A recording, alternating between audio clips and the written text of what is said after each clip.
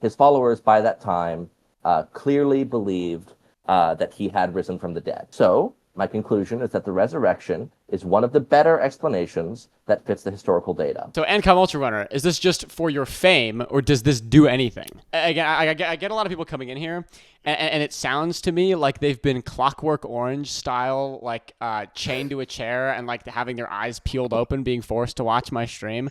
You can just go. You can just go. I feel like God has like its own definitional problems, because the argument goes basically, is God always creating or not always creating? Oh, this is a really bad argument. Okay, go ahead. Oh, you think so? So, All right. I'm going to give a little bit of an introduction. So basically, ladies and gentlemen, and NBs and everyone in between, what we have here today is we have a Christianity debate. Coop in blue is taking the position of, pro-Christianity. However, there's a lot of stereotypes of Christians. Okay, Coop is not like a misogynist. I'm sure he will give a good defense for his position without sounding that way, I would imagine. Coop is not a misogynist or right winger by any means. Coop is actually, relatively left wing. We're not dealing with like a crazy, insane, MAGA Christian. All right. Don't worry, guys. And then below here on the bottom, with the Giga Chad profile picture, we have Octo, who is I guess these two are both social democrats, so we can clown on them in the chat while they're debating, because they're both objectively incorrect, and they support class collaborationism and are essentially as bad as fascists. So we can all understand where we can all understand. Yeah, everyone boo them, but we are throwing them in the ring like the social democrats they are, and we're gonna make them fight it out for our enjoyment. All right. I think we're good here. Okay, so 10-minute opening statements. You guys can you don't have to talk for the whole 10 minutes. You can just give your time over, and the next person can go. I think we decided that the person making the positive claim is going first. So, Coop, you can take it away in 3, 2, 1, go. Thank you very much, Caden. And I guess I am going to try and make, there's a lot of positive cases one can make for Christianity. I cannot make them all, so I've chosen 3. And so I kind of have 3 main points as my opening. My first point is I'm going to make the argument for God's existence from fine-tuning. The second argument I'm going to make is that the resurrection of Jesus Christ as a historical event is reasonable, only relying on minimal facts as accepted by the consensus amongst modern historians and scholars.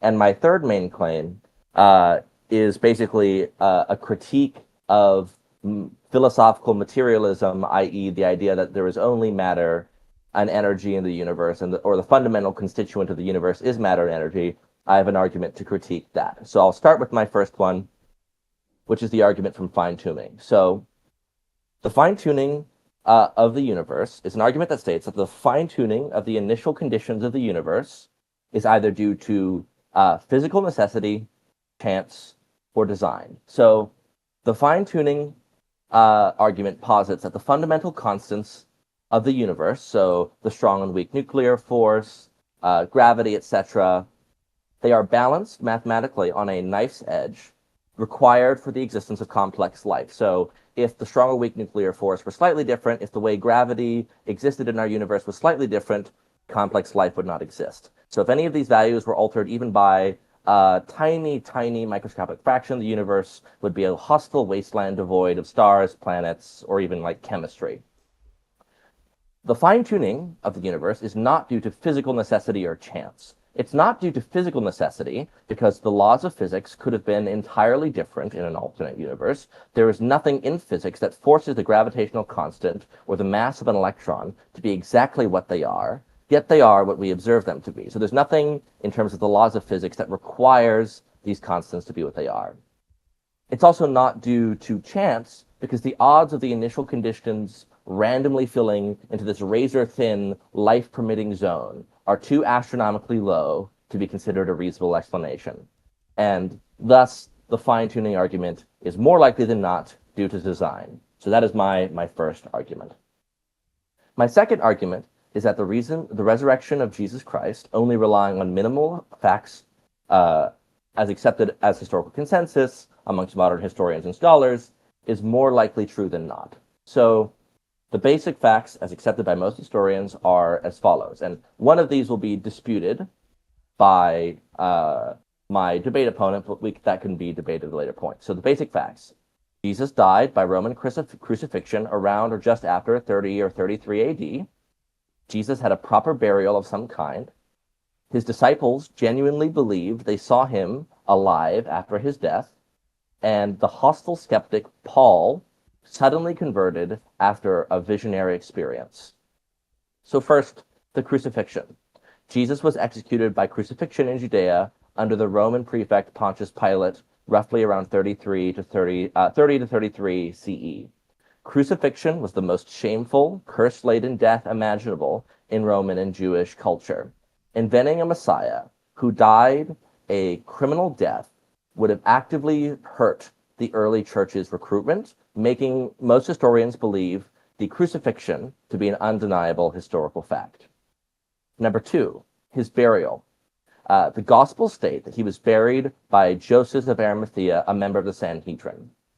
Early Christians deeply resented the Sanhedrin, and it's highly unlikely they would invent a story where a member of that very council was a hero of the story who gave Jesus an honorable Jewish burial while his own disciples fled. For an early religion set on recruiting, that is very unlikely, leading many historians to suggest that Jesus had a proper burial of some kind.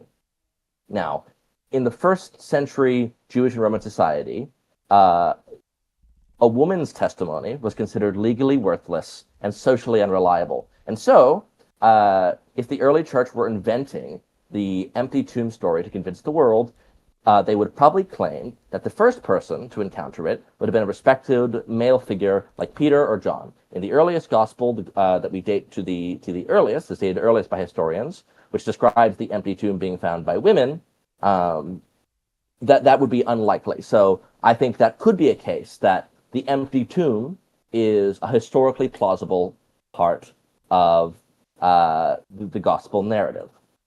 And furthermore, his followers believed they saw him after they died. This is a bedrock fact of history. Historians across the spectrum agree that his disciples had experiences that convinced them that Jesus had risen from the dead and appeared to them. We have lots of evidence of this, which I can go to later in points of cross-examination. But in 95 AD, or CE, we have Clement of Rome writing just a few years after the events, within a few decades, explicitly records that Peter and Paul suffered martyrdom and died due to jealousy and persecution in Rome.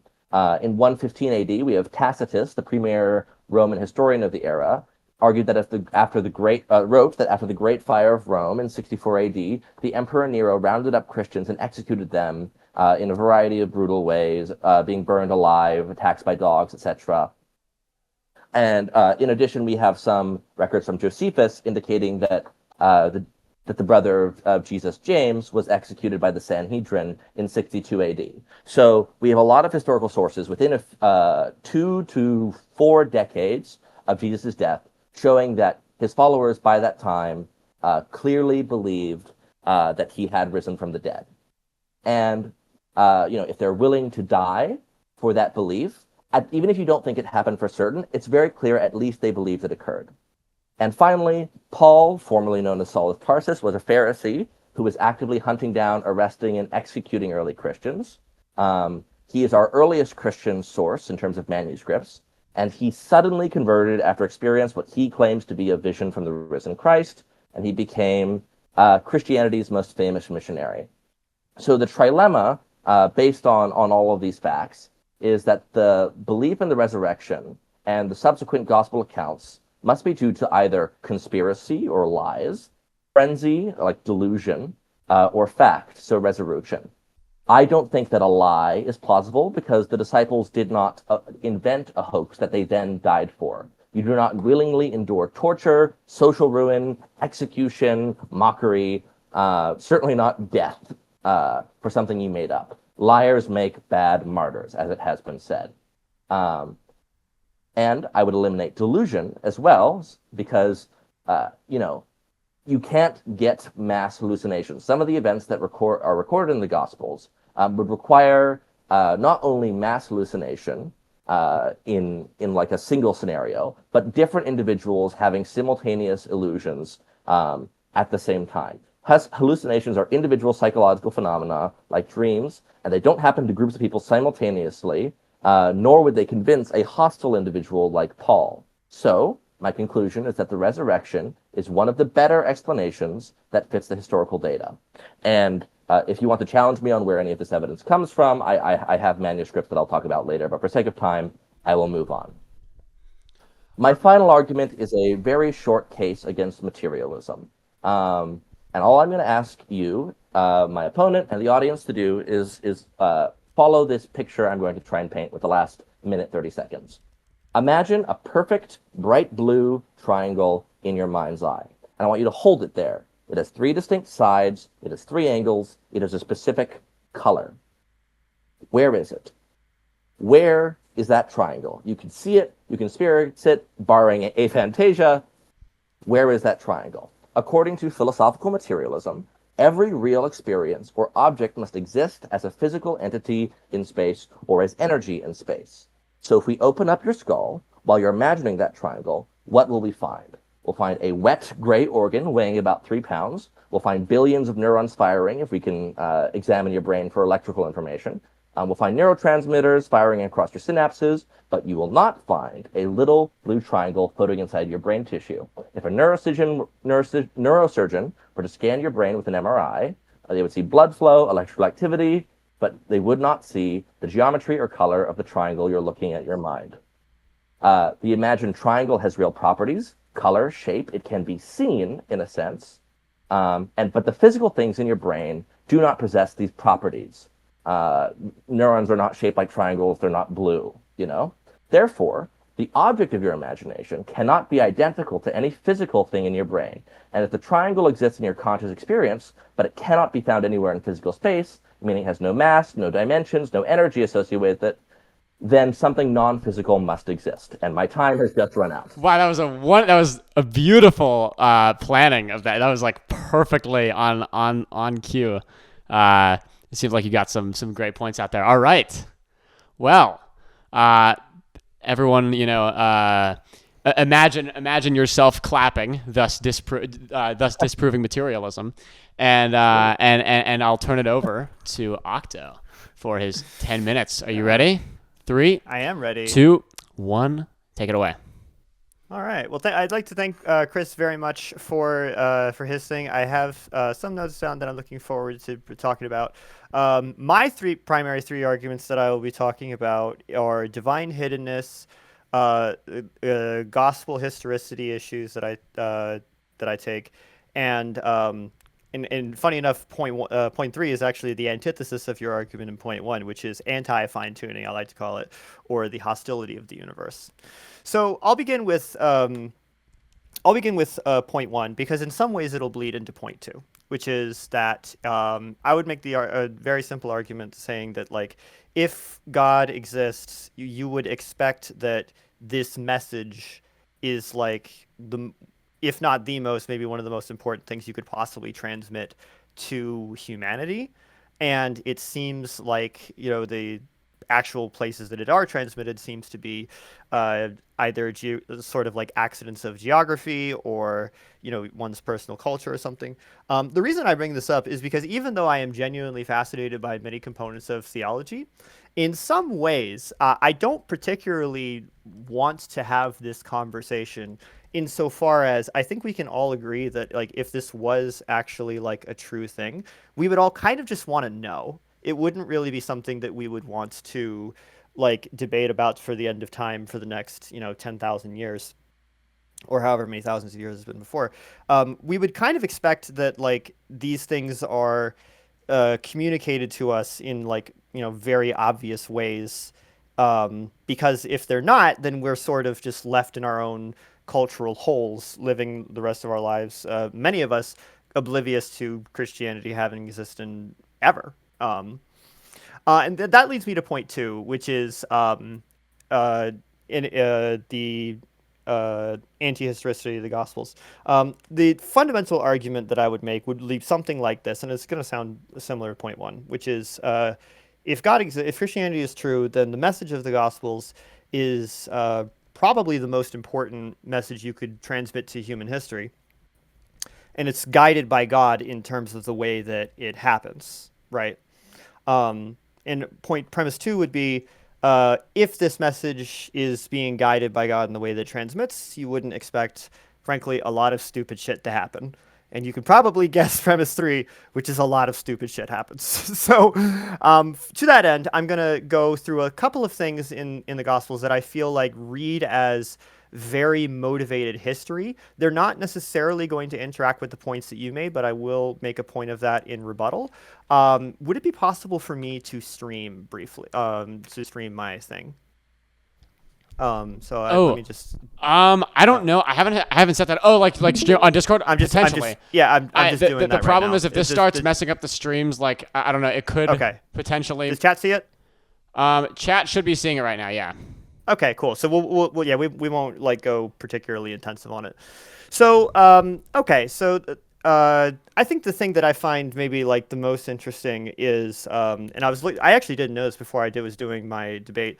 For those of you, debate prep. For those of you who don't know, most scholars tend to agree that the order in which the Gospels were written were Mark, then Matthew, then Luke, then John. That's sort of the largest consensus of it. Now, what's interesting is that throughout the writing of the Gospels, you tend to see an ascension of what scholars call low Christology to high Christology. So, beginning in Mark, right, you have, and I was arguing about this earlier, you have like very loose like allusions to things like, not only am I the Messiah, but I am the Christ, right? Which is important to distinguish because these are not the same title, right? Um, I am and then it eventually ascends into like, I'm like the Son of God, or I have the same divine powers as God, right? Um, so we don't get as clear of an image of that in Mark as we do with John, right? Because there seems to be an ascension through it. But I think the starting of my criticism is going to be that the story of Matthew. So I'll ignore the fact that Matthew and Luke have very bizarre genealogies, and most of these there are sort of like rescue attempts of saying like, oh, maybe Joseph's father isn't his actual father, it's like an adopted father or something like that. And you can rescue probably most of these if you feel motivated, if you like, are willing to be creative enough, right? But I do think that like it sort of bears reading as like, as we go through this, right, do we get the sense that this is intended to be um, do we get the sense that this is intended to be historical, or do we get the sense that this is meant to be like kind of made up to make the point? So what I find the most interesting part of Matthew, right, is there seems to be constant retroactive writing of the Gospels to say, hey, look, we found God, right? So maybe the most interesting one is that if you look at Matthew 1:22, you could say all of this took place to fulfill what the Lord has said to the prophet, right? And what's interesting is Matthew uses this retroactive Christo-fitting, as it were, pushing like a dozen times as far as like making all of these stories fit. There's a common thing about how at the time most Jews believed that the Messiah would come out of Bethlehem specifically. There is an interesting thing in the book of John where he says, hey, an amazing thing has come out of Nazareth. And somebody says, Nazareth, can anything good come out of Nazareth? And nobody responds with saying, hey, this guy is actually from Bethlehem. And they just say, come and see. And my position is that as you read the Gospels, it seems like the reading of them is very retroactive to fit the story of Christology. One thing that I find particularly interesting is if I jump to the following book. There is which is Matthew 2:23. And he went to live in a town called Nazareth, so was fulfilled what was said through the prophets that he would be called a Nazarene. This is particularly interesting to me because it seems like Matthew actually invents this prophecy. There's no mention of this in any of the Old Testament things at all. I really wish that I had time to talk more about the retrofitting ones, but I feel like Matthew is probably the worst offender. But in truth, I think that there's like sort of retroactive writing that we can see across all of the Gospels, and I would be happy to talk about that more if there is time. Um, and so let's see, how are we doing on time? Okay, I'll talk about one more that I find particularly interesting, and then I'll get to the hostility of the universe. So when we read, so because I don't want to pick on Matthew for too long, you probably know this, but I'm sure most of the chat doesn't. The problem Luke has is he has to figure out how are we going to get this to come out of Bethlehem, because remember, according to Micah 5:2, there's a prophecy that says, where the prophecy not says but heavily implies that the Messiah is coming out of Bethlehem, right? And so it seems to be the case that Luke invents this census entirely, where everybody has to go to their ancestral hometown. If you read further of this, it seems to be the case that Joseph has to go back to his hometown because 14 generations back, his father is from Bethlehem. We can parse the details out. His great-great-great-grandfather's from Bethlehem. We can parse the details out if you want, but I don't want to run over my time. So I guess most of my, like I said, most of my attack comes from, I feel like the Gospels are sort of retro-written, and I think that there's also some credibility problems being written at a minimum 40 years after the fact, potentially much later. I know there's Alexander the Great parallel we can draw here. Happy to talk about that too. With the remaining minute 30 that I have, I feel like the last thing that I really wanted to address would be the active hostility of the universe. The argument for that would look something like, if God exists, and the universe is designed for humanity, we frankly wouldn't expect it to be as hostile to humanity. Indeed, the path under which, I am straight going over your thing. I don't know how to look at your clock without looking at Discord. We would expect the route that we got here to not just very hostile to humanity, but indeed to seemingly all of life itself, right? I think that the creation story makes a lot of sense to Christians as opposed to the evolution story, because if evolution is true, you have billions and billions of years of animal suffering for seemingly no particular reason. And then you have similarly hundreds of thousands of years for humanity, right? And it's sort of just before the population explosion that you get this Christianity buildup, which I would argue, represents somewhat of a survivor's bias, right? But I think, given the general hostility we see towards humanity, I feel like it's saying, it's like building a guinea pig cage for your guinea pig and only letting it live in, 1% of it. All right, and your time is up. Okay, thank you very much. Now, from my understanding, so what we're doing next is 5-minute cross-examination. So is this just... No. It was 7-minute rebuttal and 5 minutes. 7-minute response. Okay, gotcha. I totally missed it. Okay, my bad. Okay, so... Yeah. All right. Go ahead. Okay, let me put the 7 minutes in here. Hold on. Why is this? Okay. 7-minute rebuttal. Chris, take it away. All right. Thank you. Oh, also really quick. Sorry, let me pause your time. Octo, could you stop streaming? Before. Okay. Oh yeah. Sorry. No could you show me how to look at the clock? Independent of. I don't know. I don't know. Yeah, that's probably important. Let me see.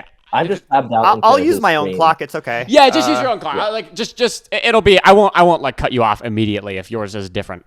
Okay. I'll run my own clock. But also no, you can look at the stream because you just probably won't be streaming the whole time, right? So you can just watch the stream. Probably right? not. Yeah. Okay. It should be fine. It's there's a tension division thing between my notes and the clock. Oh, gotcha. Okay. All right. Well, either way, I'm starting the clock. 3, 2, 1. Go ahead, Chris.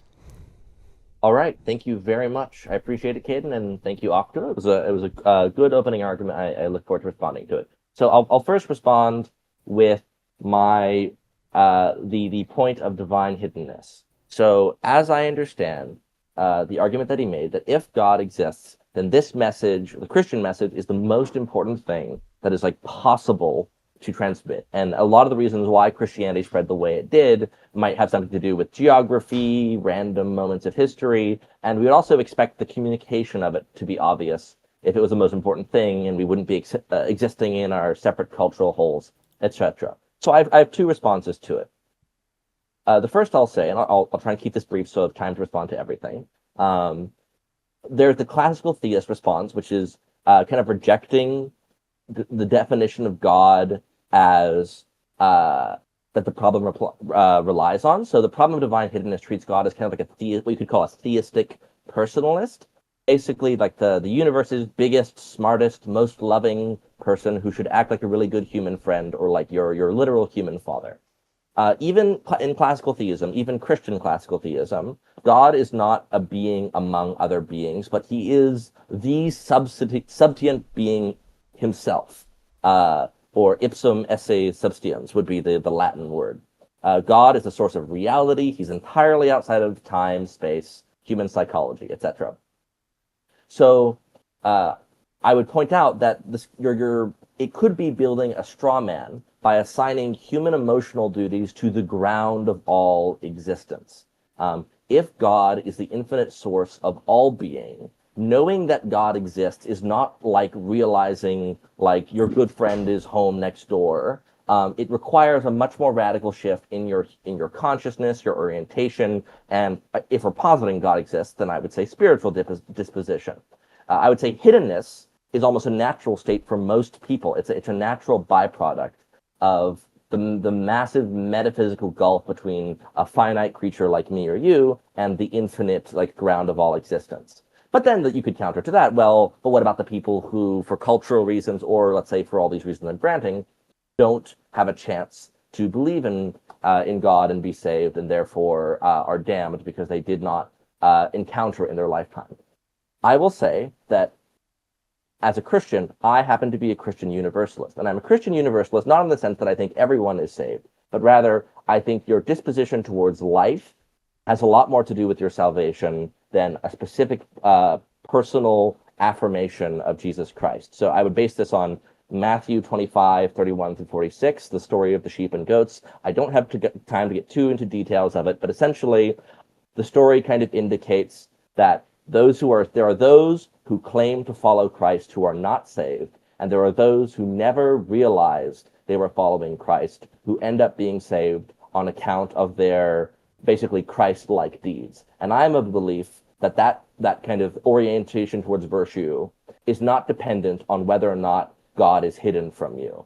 And I think God is, like, when people choose that virtue to be good people who are selfless towards others and truly charitable towards the universe they inhabit, like, that is a means of grace to me. So that's what I would say in response to divine hiddenness. In terms of the response to the resurrection, there's two things I'll say. The first thing I'll respond to is the evolution of Christology. I am just going to deny flatly that there was any evolution in Christology. I think Christology, aka whether or not Jesus was God, and what Jesus is, was high from the beginning. And my strongest point is that the developmental model is based on the timeline of the texts. Mark is the earliest gospel, but the letters of the Apostle Paul are the earliest surviving Christian documents, written at the earliest in the 40s, at the latest in the 60s. So between 10 and 30 years, and decades before any of the Gospels are written. And so if you look at Paul's letters, they have very high Christology. So Philippians 2:5-11, often called the Philippian hymn, Paul quotes an even earlier Christian hymn, which historians estimate goes back to the 40s or 30s, which explicitly states that Jesus existed, quote, in the form of God before his human birth, and did not, quote, equality with God as to be something to be grasped for people who are not Christ.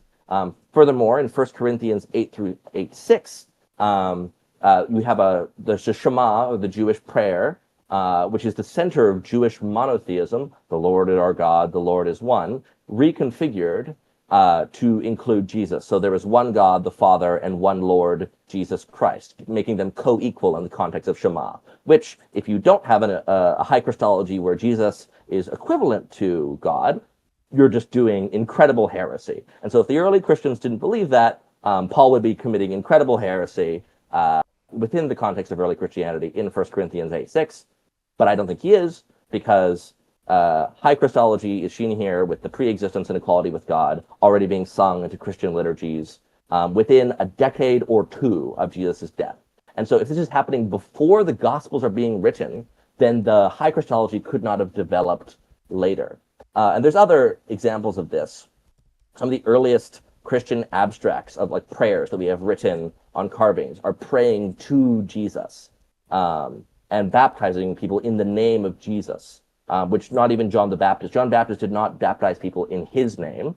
His disciples didn't baptize people in his name. They baptized them in the name of God. So that is an example of very early Christian high Christology. And the second point of the Gospels maybe writing in more like parallels to the earlier biblical prophecies, I would say in the context of the Jewish culture at the time in the Near East, this was an example of this is of using Jewish typology, which is the belief that history moves in patterns. And so I think you're not seeing like an invention, and it's not meant to be interpreted as an invention of Jesus fulfilling XYZ prophecies, but rather is a Jewish literary device to draw parallels between the prophecies and Jesus, not like a literal historical account in all of those cases. And I would like to respond to. I'm fine with expanding his time to point 3. Yeah, I'll try and wrap it up really quickly. You can go ahead and finish it out. Yeah, no, it doesn't have to be fixed. Go ahead. Yeah, and so I have more details on that, but I can address it later once we have like cross examination. But to move on to the final point of the hostile universe argument, if God exists and the universe is designed for humanity, we wouldn't expect it to be not hostile to humanity and life itself. So why would 99.999% of the known universe be hostile to life? And why would the evolution of life be such a struggle? I think that this is far too anthropocentric, even in the context of Christianity. That it suffers from an assumption that if God exists, the entire universe must be this cozy terrarium built solely for human comfort. From a Christian theological standpoint, while God does care for humanity immensely, and in creation might want to display beauty, majesty, etc., but the whole universe is not meant to be catered to humans. And in the Bible, you see this in the book of Job. God, when Job is basically asking God, why are you punishing me? Why are you allowing all these bad things to happen to me? God doesn't give him a justification that's rooted in any kind of like a moral justification. God says to Job, essentially, who do you think you are? And just takes him on like a tour of the cosmos. He shows him vast wilderness, oceans, magical animals like stars and planets, etc. And that exist entirely out of human utility or anything Job has ever seen in his entire life. And the idea behind that story is that the universe and creation have utility to God independent of humanity. I also think that the fact that we have a hostile and unknown universe gives us an incredible project as humans to explore and go forward and see as a species. But that's more of a secondary point, and I'm way over time anyway, so I'll wrap it up there. All right, thank you so much, Chris. And I will just move right on to Octo with a 7-minute response. All right, where's my clock? Where's my clock? Shit. All right, okay. started. All right, there we go. Okay, there we go. So yeah, thank you very much. I'm looking forward to talking to you about some of this. I'm gonna just use this time for what it's for, which are your 3 arguments. So you open with saying that fine tune is a necessity, chance, or design. Potentially, like I'm happy for our purposes conceding that those are the only 3 possibilities, right? Most of the time, I like to say that I am human monkey brained, and maybe there's like a 4th option that I can't conceive of. But sure, let's stick with that. So, obviously, with my position, I can't really accept the design thing unless I were to take the simulation argument, which I don't think is actually out of the question, right? So in a way, I'm not necessarily precluded from the design argument because, like, if it was the case that this was a simulation, then perhaps whatever the base universe was was more like friendly to life. But I don't necessarily hold this view, right? I just think it's funny that I'm not necessarily excluded from it. Now, as far as necessity going, you mentioned earlier that it seemed to be the case that um, like for example, the gravitational constant does not necessarily have to be 6.67 times 10 to the minus 11th, right? That's usually the one that I go to when we're thinking about the scientific constants of the universe, right? And my response to that is I don't necessarily know that I would agree that it is possible that it could be different. Um, I think that that's something that you would kind of have to motivate, and I feel like the best that I've heard people attempt to do so is almost like the first premise of the ontological argument, which is to say, like, if you can imagine it being possible, then it's possible. For me, I am not a Philbro, and so the very deep questions of epistemology, I do tend to tune out a little bit when things start kind of hitting the wall of why. But as far as like could the constants have been different? I don't really know that they could. I think that there's a legitimate case to be made that every fact of the universe is in fact a necessary fact of the universe. And that leads me to the third possibility, which was chance. Funny enough, I can in fact accept all three as possibilities. You mentioned that the universe being on its knife's edge is just absurdly small. You like punch nudge it a little and it's 6.69 or 6.62 instead of 6.67, and suddenly everything collapses or blows up, right? Um, that might be true, but I feel like one error that I feel like it makes is it is only considering the the active facts of the universe and the forces of the universe. So that'd be things like the gravitational constant, the electromagnetic constant, the strong and weak nuclear forces, right? And it's only playing with those dials there, right? While I don't know that we have the supercomputers to meaningfully investigate whether or not, I don't know if we have to whether or not like how far can you go before things kind of like, is it possible that things can in fact click back into place at some point? Sure, whatever, maybe. But here's the other thing.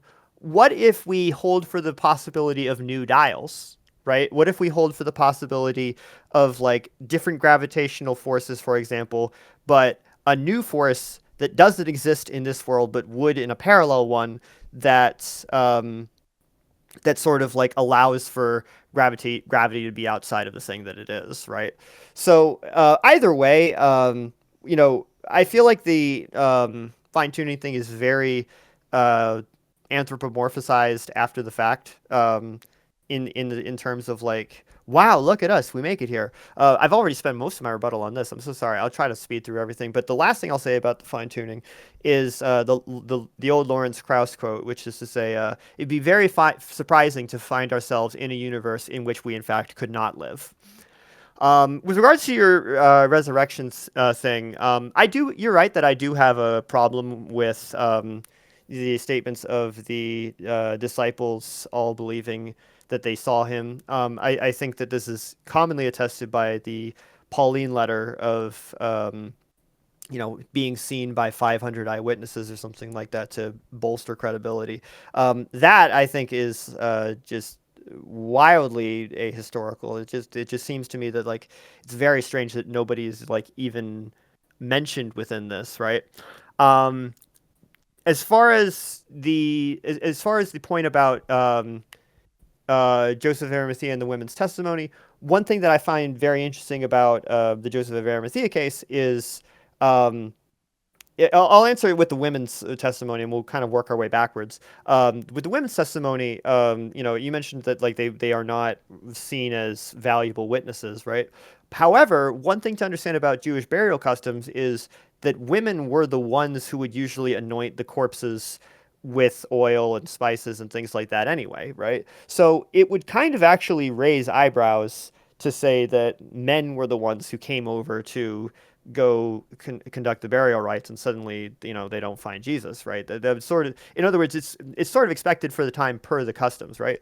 I don't necessarily have the time, especially because I'm running out of it, to think of like why Joseph of Arimathea, a member of the Sanhedrin, is done for this. Maybe he's sympathetic. I don't know. Maybe for all I know, Joseph of Arimathea is a real place, right? I ultimately just don't think it particularly contributes a whole lot, especially given the fact that there are throughout history lots of instances of multiple witnesses saying things. For that we can talk about like the Mormon experiences, specifically around seeing Jesus anoint Joseph Smith as the prophet.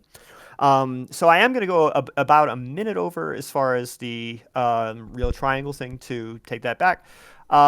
So I thought it was a really interesting argument because one of the things that you mentioned that you said was that such triangle would have quote unquote real properties. But one thing that you also mentioned was that the triangle, I might be misremembering this exactly, but it seems to indicate that the triangle would be maximally blue.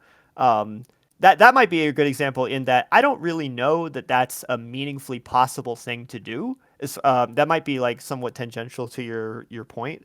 But to answer the actual question about where is it, is it the case that if we like fully map out the human brain, that we would like find some way for to like look at the neurons and like poof, they're now like on the computer screen showing that same blue triangle that you're saying? I think that I don't really see a reason to think that's impossible. And not only that, per a recent experiment back in March 15th that you might be familiar with, we've more or less done that with a fly. So give us, 100 years and perhaps we'll be simulating the human brain in the same way. Now, does it exist? Well, it depends on what you mean by exist or how picky you want to be with the terminology of exist. But if the right combination of neural activity produces the blue triangle, I guess I don't really know. I'm not sure I understand what we've really proved here. And then with that, I will yield. Wonderful. Okay. Thank you very much, Octo. Now, 5-minute cross-examination. So is this 5 I would minutes? like to say it's for 5 minutes each side. I'd like to say at the outset, I really wish we both had more time for the rebuttal stuff because I was just like, go. Oh yeah, don't worry. I suddenly understand. Yeah. Right. I suddenly understand why when in like typical ones they go for like sometimes as long as 20. So I understand that's not necessarily practical here, but I'm looking forward to just free flowing it. Yes, the free flow. The free flow will be wonderful. We can. All right. Let me just quickly set up the timer here to get a 5 minute. Let's get 5 minutes. All right. Now, whenever you're ready, Chris. 3, 2, 1. All right. Thank you. So I guess to start the cross-examination, I'll just go through your rebuttal, and I'll just ask, I guess we could call cross-examination questions. Sure. So first I'll go with like the fine-tuning. Mm-hmm. You stated that it may be possible that the gravitational constant does not have to be what it is, like it's not necessary, or alternatively that it could be the case, like that all facts of the universe are brute fact or are necessary facts, right? It could be the case. I guess here's I would say the problem with brute facts, which is kind of what this is, like it is just an without explanation like thing. I don't know how it's any different from the claim that God exists, in the sense that one of the biggest critiques of theism is that it terminates the explanation at like some ultimate explanation. It's like, well, why can't you go past that? I would find it's kind of the same. Like you're terminating explanation when you say, well, I don't know why these constants are the way they are. They could be something else, but they could be just brute facts. Like, do you see kind of like maybe like that there's you're terminating your skepticism at a kind of a brute fact similar to God? Sure. So I don't have a problem with saying that you have to terminate it somewhere, right? I mean, we can sort of demonstrate this with any child asking why over and over and over, right? Mm-hmm. If you've like been around kids, this happens pretty often. I don't really think that I would agree that this is comparable to saying that like how is that different from saying God exists? Particularly because, and this is maybe a point of concession, if it was the case that God existed, then God existing would be a brute fact, right? I don't like. It is frequently the case that when it comes to like through history, when it comes to explaining certain phenomena, people will just say God does it, and then that is the end of it, right? And then we go further and we say, oh, it turns out it's because of like low and high pressure systems. Well, why does that work? Well, because high pressure systems, or rather, low pressure systems raise the humidity, and that causes thunderstorms. Well, why does that work, right? You can similarly ask like an infinite number of whys that I think will eventually land you at that same like wall that is like impassable. And I do think that there is some kind of impassable wall of why, right? If it was the case that God existed, that could potentially indeed be a perfectly adequate like wall of why, right? That could be could be the end of the argument, right? But if it's not the case that God existed, then it would just come to the brute fact of like, well, why does this happen? Because the gravitational constant is 6.67, and that's the wall, right? Right. I don't know if that answers your question. No, it does. Okay. It's a little bit of a concession, but I'll grant to answer the question. I only have 2 minutes left in the cross examination, so we might have to give snappier answers if I want to ask you more than I'm one so more question. sorry. It is okay. It is okay. They proposed this format, by the way. This wasn't my doing. Okay, it's their fault. Okay, go ahead. Sure. We're gonna have more on the free exchange. It's okay. Yeah. So I guess the second question I'll ask, I want to do something on the puddle, but I'll just rush past that and go maybe to the resurrection, just so we have some variance in the topic. Sure. You kind of said that the Pauline letter, as seen by 500 witnesses, is almost certainly ahistorical. Yes. I guess my question is why? Like, I'll grant it's not evidence, like the fact that there's an attestation in a Pauline letter of 500 witnesses seeing Jesus. Why is it ahistorical? Like, it's like, oh, why weren't there other accounts? Most people at the time, certainly early Christians, would have been illiterate, and everyone who would have hypothetically seen this would have been Christians, which we know there were a lot of immediately after the hypothetical resurrection and the death of Jesus. And so, why is this like a totally ahistorical claim? Not just could be non-true, but why is it ahistorical that Paul makes this claim? So I think I think the first things that I come to it is like so I think the best way I could answer that question, and by the way, if we this will probably eat the 2 minutes, so we'll just go in as long as it takes.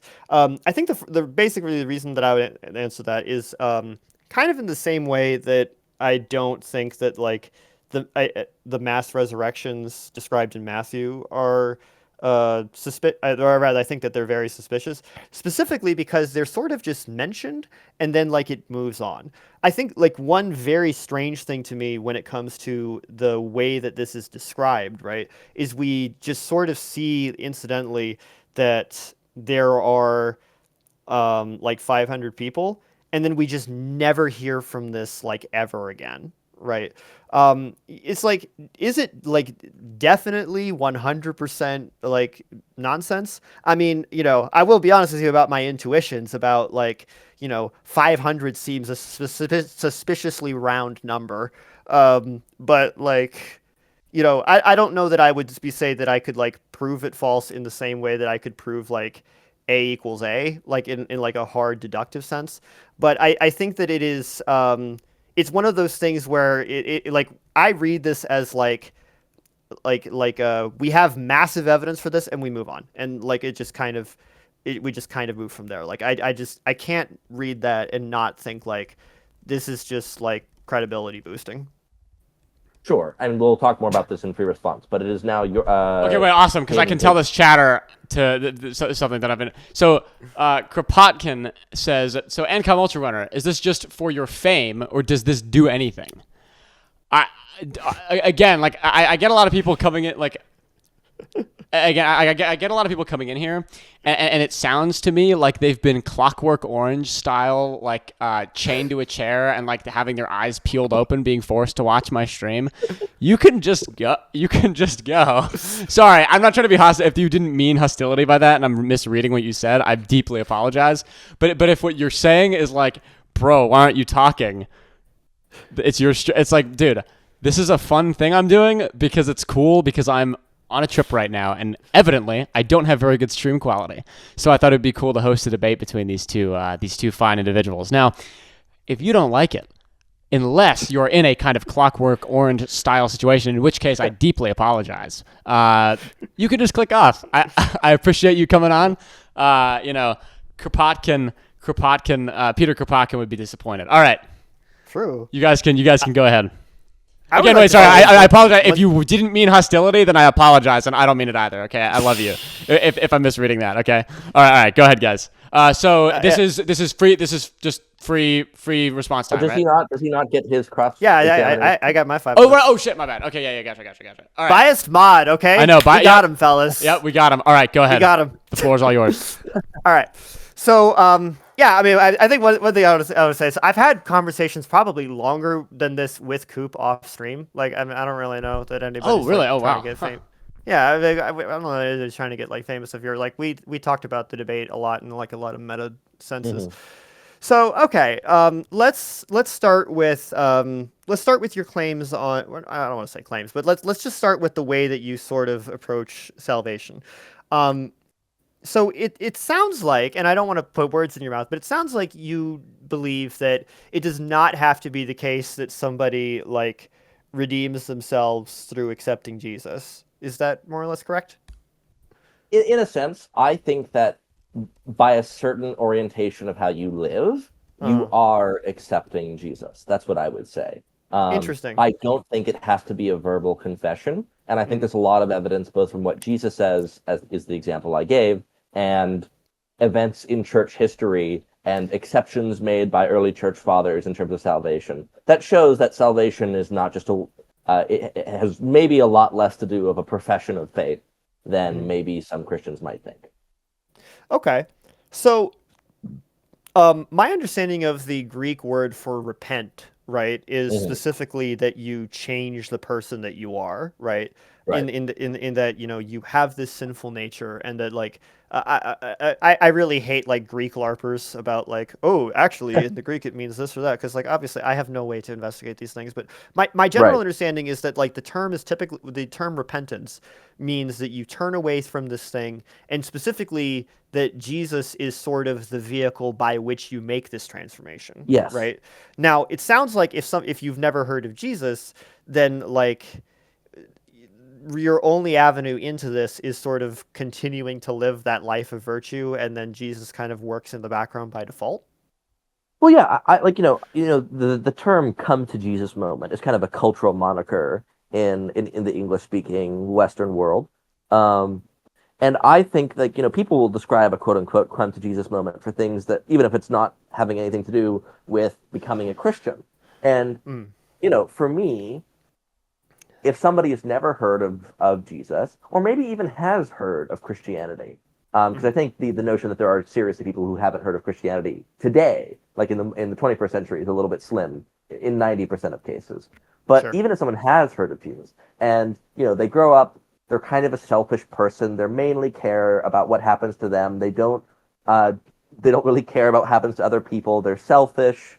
They're nasty. They're whatever. And then they have a moment in their life caused by maybe an event or a realization that makes them realize, oh man, this kind of focus on myself only life is really like not good, and I'm really suffering for it, and the people around me are suffering for it.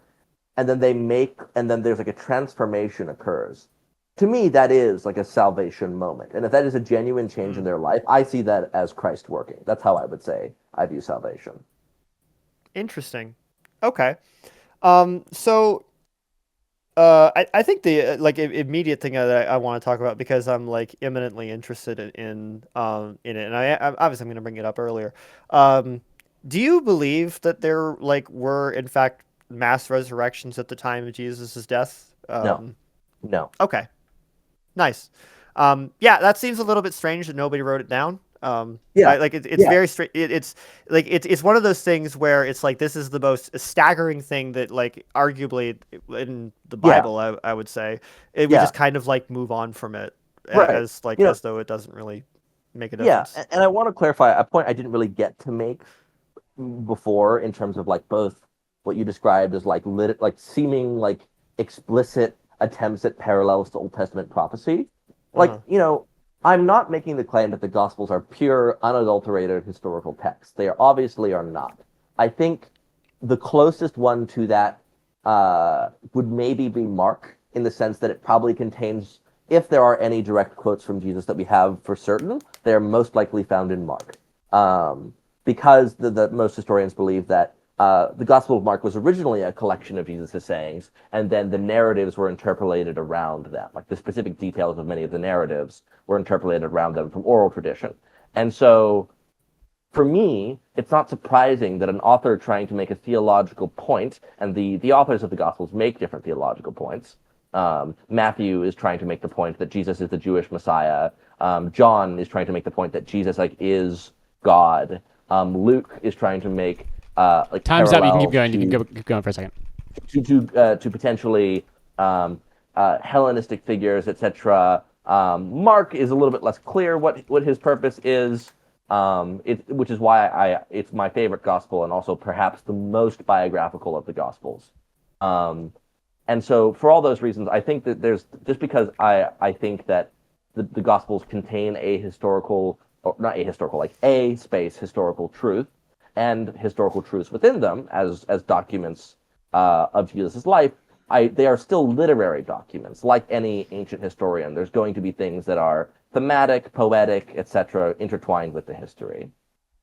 Mm-hmm. All right. Okay, so I want to do this because like I'm gonna be honest with you. I guess I'm bad at math or something because it's already been an hour and I don't know like the time frames here. I'm okay. I'm okay for like a couple hours. So you guys don't worry about it. But Okay. What Awesome. about what about both of you? How are you I doing have with no that? time constraints for the night. I have another hour. You have another hour. That sounds good. Okay. Awesome. Okay. I would like to just I know that Coop has like things that he wants to talk about. I feel like I'd rather hand him back the floor. I do want to make sure that we like get questions in from chat. So I feel like Yes. yeah, I feel like what I'd like to do is I'd like to I'd actually really like for you to get your questions for like because I know that you've wrote down some questions because maybe in answering Caden's questions we might answer like questions that Coop has for me or vice versa. Like you want me to say mine now? I think that might make sense. Yeah. Here's the thing. My questions are sort of tangential in the sense that like Sure. I'm kind of critiquing so like for example, I almost think that like that the doctrine of universalism is like I don't think it's very I don't know. I don't think it's a very good like interpretation, and I don't think that it really makes sense. But that's like a totally different thing. I use the term universalism because it's the closest approximation to what I believe. I don't quite believe in universalism. I don't think everyone is saved by proxy of being born.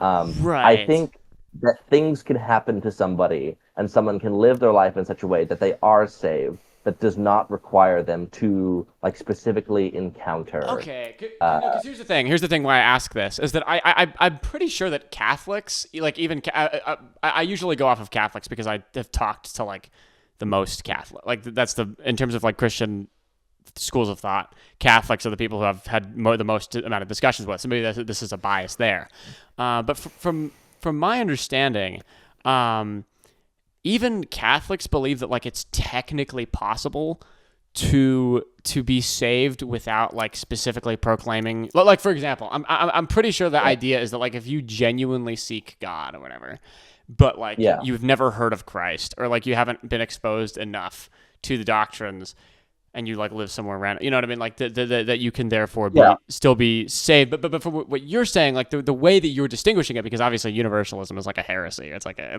mean, to Catholics, obviously.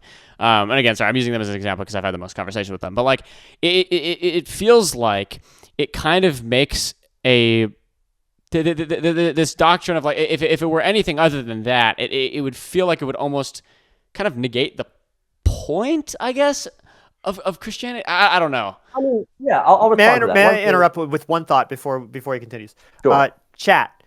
This is your time to write questions. Yes, okay? this is your time to write questions, guys. Yeah, so this is all for chat. Okay, get your questions in.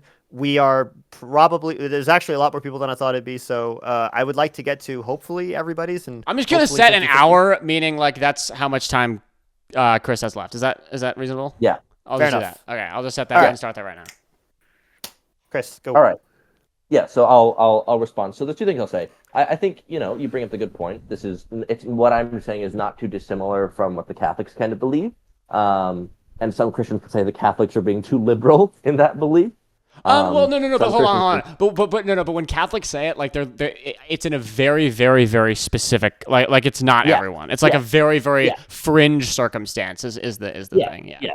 Yeah. Like they'll I go would to a argue- purgatory. Like I'm pretty sure they go to like Yeah. a purgatory and then Yeah, it's unclear where they go. I think it's inconsistently fringe, and I think the reason why it is so is because it's an unclear, not fully defined doctrine that exists in Catholic history, and they have to struggle to try and make sense of it, contradicting with dogma that they possess. So that's my critique of that. But anyway, I would say that when it comes to my belief, it is not quite universalism because I don't believe everyone's going to heaven.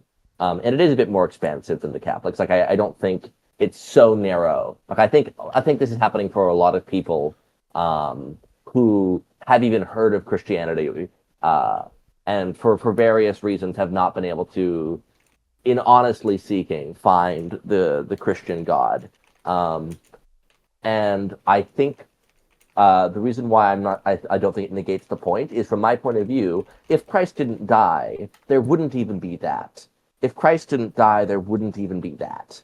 And so, from my perspective, if you remove the resurrection and the redemption that Christ brings, then there is no, even if you want to say like, oh, well, then I don't have to become a Christian. Well, maybe not. But then, but you are still being saved by Christ, if that makes sense. So without the resurrection occurring, not even this happens. I know this is going to be an absurd question, or at least it's going to sound absurd, but like, gun to your head, what % of humanity is making it to heaven? I have no idea. I No ballpark. No, I literally have no idea. Like it would almost be heresy for me to make like Okay. a statement like that. Okay. Like what All right. percent of people are going to heaven? I don't know if I'm going to heaven. I'm a Christian. I don't know if I'm going to heaven. Really?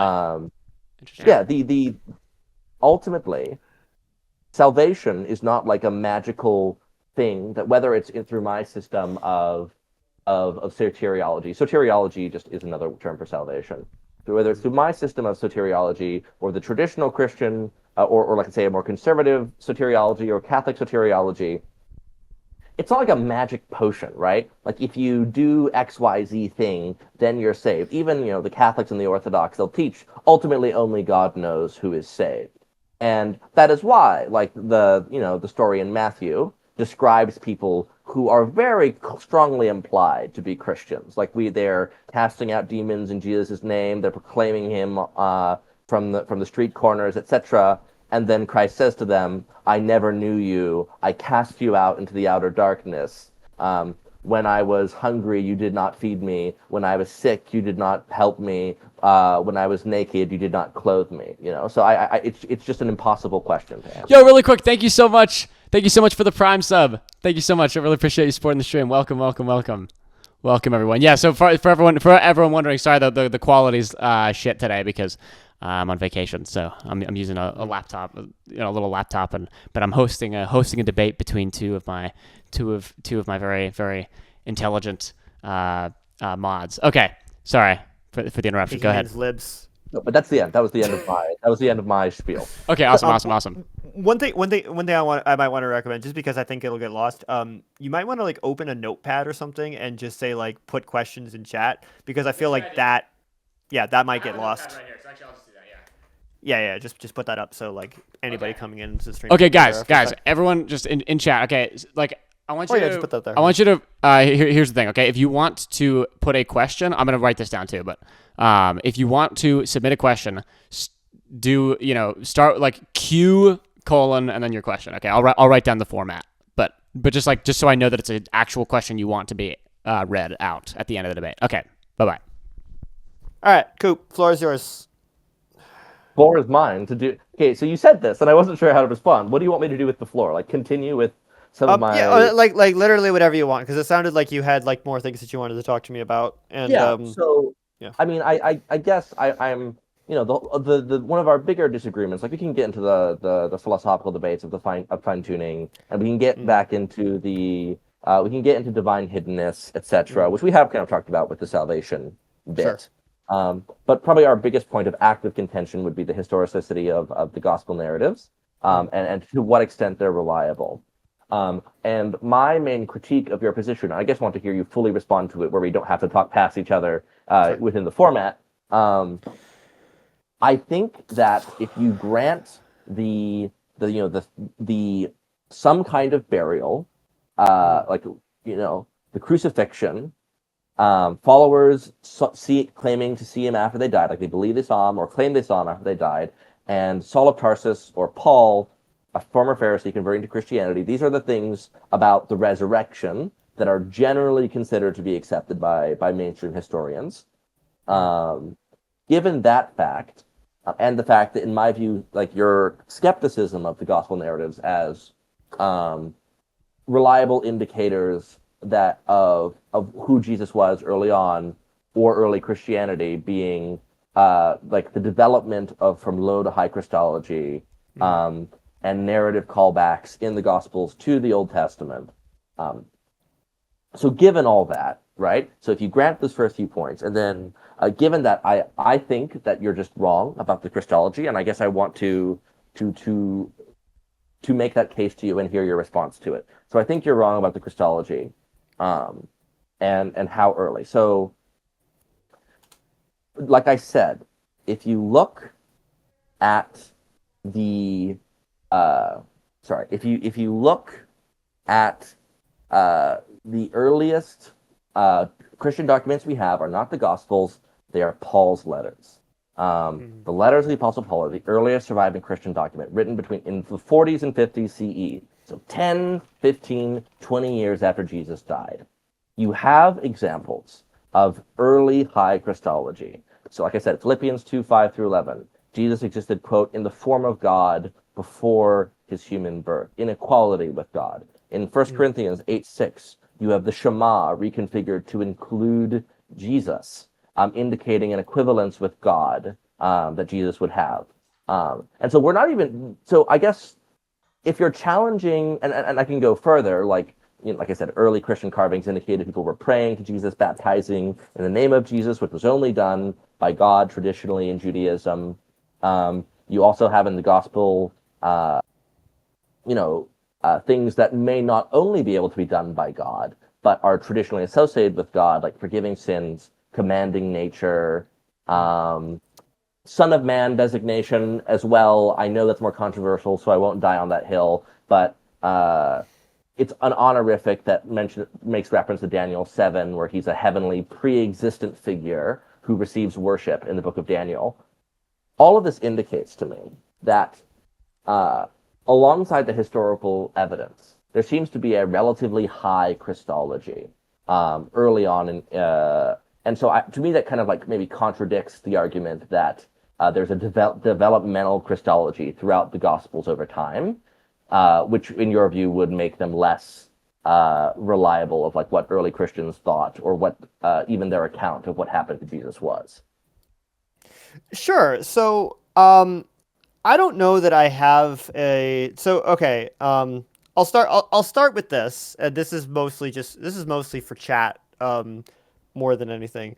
I do think that there's like something to be said about many of the Pauline epistles being like, what's the word, pseudographical? I'm sure I'm not pronouncing that right, but basically just like not written by Paul, and this is like not like not really even that disputed. So I believe it's First and Second Thessalonians we're pretty sure that Paul didn't write. We're pretty sure he didn't write Titus, but the original ones of like, for example, Corinthians and I believe Galatians is another one where it was like, yeah, we have like more confidence here. Um, Yeah. I do think that I don't want to go like particularly deep into the mysticism. This is mostly for chat, but I would very much encourage people to like look into the academic debates of like where what we actually do know about the Pauline epistles. For our Mhm. purposes, I'm just going to concede that they're all true, and they're all You don't even authentic. have to do that. I can give you the ones I know this. Which Mm, ones are undisputed? Which ones are disputed? Which ones are pseudographical? The pseudographical ones that we have would be First, Second Timothy, and Titus that are certainly pseudographical. mm, Um, Disputed would be Ephesians, Colossians, Second Thessalonians. The undisputed ones would be Romans, First and Second Corinthians, Galatians, Philippians, First Thessalonians, and Philemon. Generally speaking. mm. Um, and so, which is why I brought up those verses as relevant. Mm. Um, but yeah, I'll let you continue. Sure, yeah. I mean, I think the point that I'm trying to make is not that like even back to like the point I'm trying to make is that is I think less um we have no evidence of like anybody worshiping Jesus as God as until like Nicaea, for example, right? Like I could be perfectly happy that, for example, the Apostles' Creed that Paul cites in Corinthians, right, seems like a reasonable starting date of like, hey, maybe. Maybe not all of them, but like at least maybe some people are like literally worshiping him as God, right?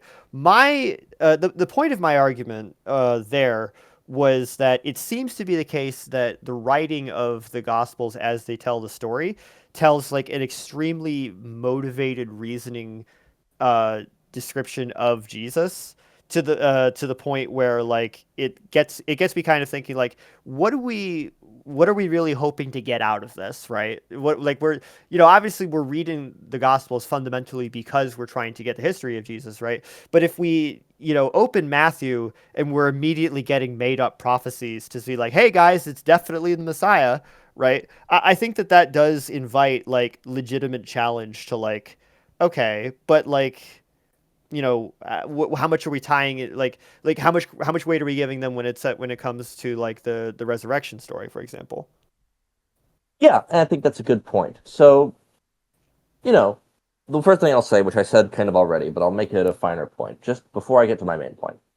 I think we should like disentangle like theological motivation from like Mm, explicit attempts to deceive. Um, in terms of reading any ancient history, whether it's the Iliad or Caesar's conquest of Gaul or the writings of surrounding Alexander the Great, all history was motivation. They were not journalists, they weren't scientists. They wrote to teach a moral lesson, a political lesson, or a theological lesson. So you cannot talk about ancient history without talking about like what you could call like motivated reasoning or motivated narrative. All the narratives are motivated. If you read the Roman accounts of the First and Second Punic Wars, there's obviously things in there that are obviously like we have reason to doubt, like the fact that the death counts in the battles of the First Punic War would have been so severe given our estimation of the population. Like we're having hundreds of thousands of people dying in battles. When if that was happening, that would have like devastated the continent for like mm, hundreds of years if that many men died in the battles. So it's almost certain that and the stories of Roman heroism, most of the historians who wrote them were either like it was hundreds of years later in some cases, and so the details that they describe in terms of heroic acts would almost certainly be entirely fabricated or oral testimony passed down from tradition, etc. And so that is just one point. Like you cannot read any ancient history without motivated narratives. Um, so that's the first thing I'll say. mm, But the second thing I'll say to be address the more core point, if the Gospels were just like purely motivated propaganda, they would have cleaned it up more than they did. And the reason why I brought up some of these facts about Joseph of Arimathea being a member of the Sanhedrin, about the women, it's because if you look at other narratives, The Christian narrative was significantly less clean. If it was primarily like motivated and ungenuine or ingenuine. And so the crucifixion is one point that I didn't bring up. Crucified was, I did bring it up, sorry. It was a contradiction and would have been a source of deep shame. They were mocked by it. Some of our earliest drawings of Jesus is Roman or in Greek art mocking Jesus for being crucified because it was considered such a terrible thing. Even in Paul's letters, he calls the fact that there is a crucifixion a stumbling block to evangelism. So that seemed like a strange thing to invent. The women at the tomb, you're right, women were primarily responsible for burial rites in the ancient world. But they were still considered unreliable in their testimony. And especially if you look at the earliest gospel narrative, Mark, with the short ending, which is likely the original ending before the longer ending was interpolated in the 2nd or 3rd century, only the women find it in the Gospel of Mark, which means our earliest gospel account in the 1st century only has women, which so maybe it's culturally expected, but it still makes their testimony fundamentally worthless. And so that seems like a strange thing to invent. And given that, like, you know, the leaders of this movement, like Peter is depicted as cowardly, slow-witted, a doubter, all of these things are not expected in something that is primarily motivated. Now, I'm not going to say that there was no theological motivation or mythological, like, narrative elements put into the text. I think that's definitely there. But I think given the context of other historical narratives and how they're written, and given some of like the embarrassing details in the Gospels for Christians, I think we have a lot of reason to suggest that they are at least as reliable as other historical texts, if not more. Okay. So I have like a couple of thoughts on this. I feel like when I'm talking about these things, one of the frequent lines of argument, I'm not 100% sure if you I think you do a good job of like not superimposing what like your interlocutor thinks, but like one thing that I feel like a lot of Christians think is that like the argument is that this has to be like or the argument against the resurrection is that there's like an active conspiracy amongst the disciples or followers of Jesus, where it's like, hey, let's like fabricate this thing and then go die for the lie, right? So my take on it is not that like this is not that it is, hey, let's go like make this thing up and then like, you know, clean up the details, right? My take on it is the opposite, which is like you have either direct eyewitnesses or probably not direct eyewitnesses, like kind of hearing the stories passed down through oral traditions, right? Because remember, before these things are written down, like 40 years after the fact, the stories of Christianity are entirely surviving on oral tradition, right? Now, Right. I'm not saying that And that. letters. Sure, yeah. No, I'm only talking about the Gospels for now. Right. I'm not saying, to be clear, that that oral tradition like necessarily means that the thing is wrong, especially because like if you this is really fascinating. If you probably know this, there's an Aboriginal story describing a mountain eruption from 40,000 years ago, and this survives entirely on oral tradition, like which is kind of insane if you think about it, because like the mountain hasn't erupted again, right? Right. And so we certainly do have like precedent of like oral tradition, keeping things alive. My thing is, it does seem to be the case that oral tradition invites for, it ultimately it seems to invite for like detail fuzzing. And the way, and like I said, when I read it from the perspective of like this is sort of made like retroactively, right?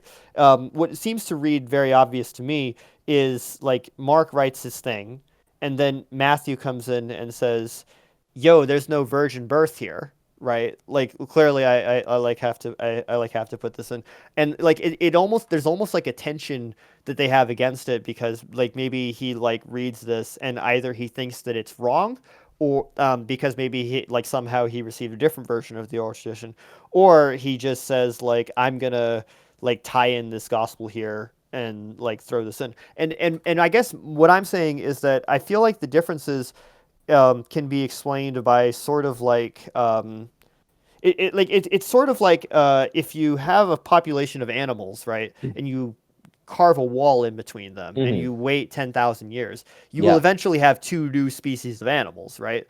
Right. And so I kind of I reject the disciple conspiracy position in favor of like micro oral traditions kind of like went off and became their own things, and eventually you get to the point where it's like, what the hell is Jesus born like during Quirinius or Herod?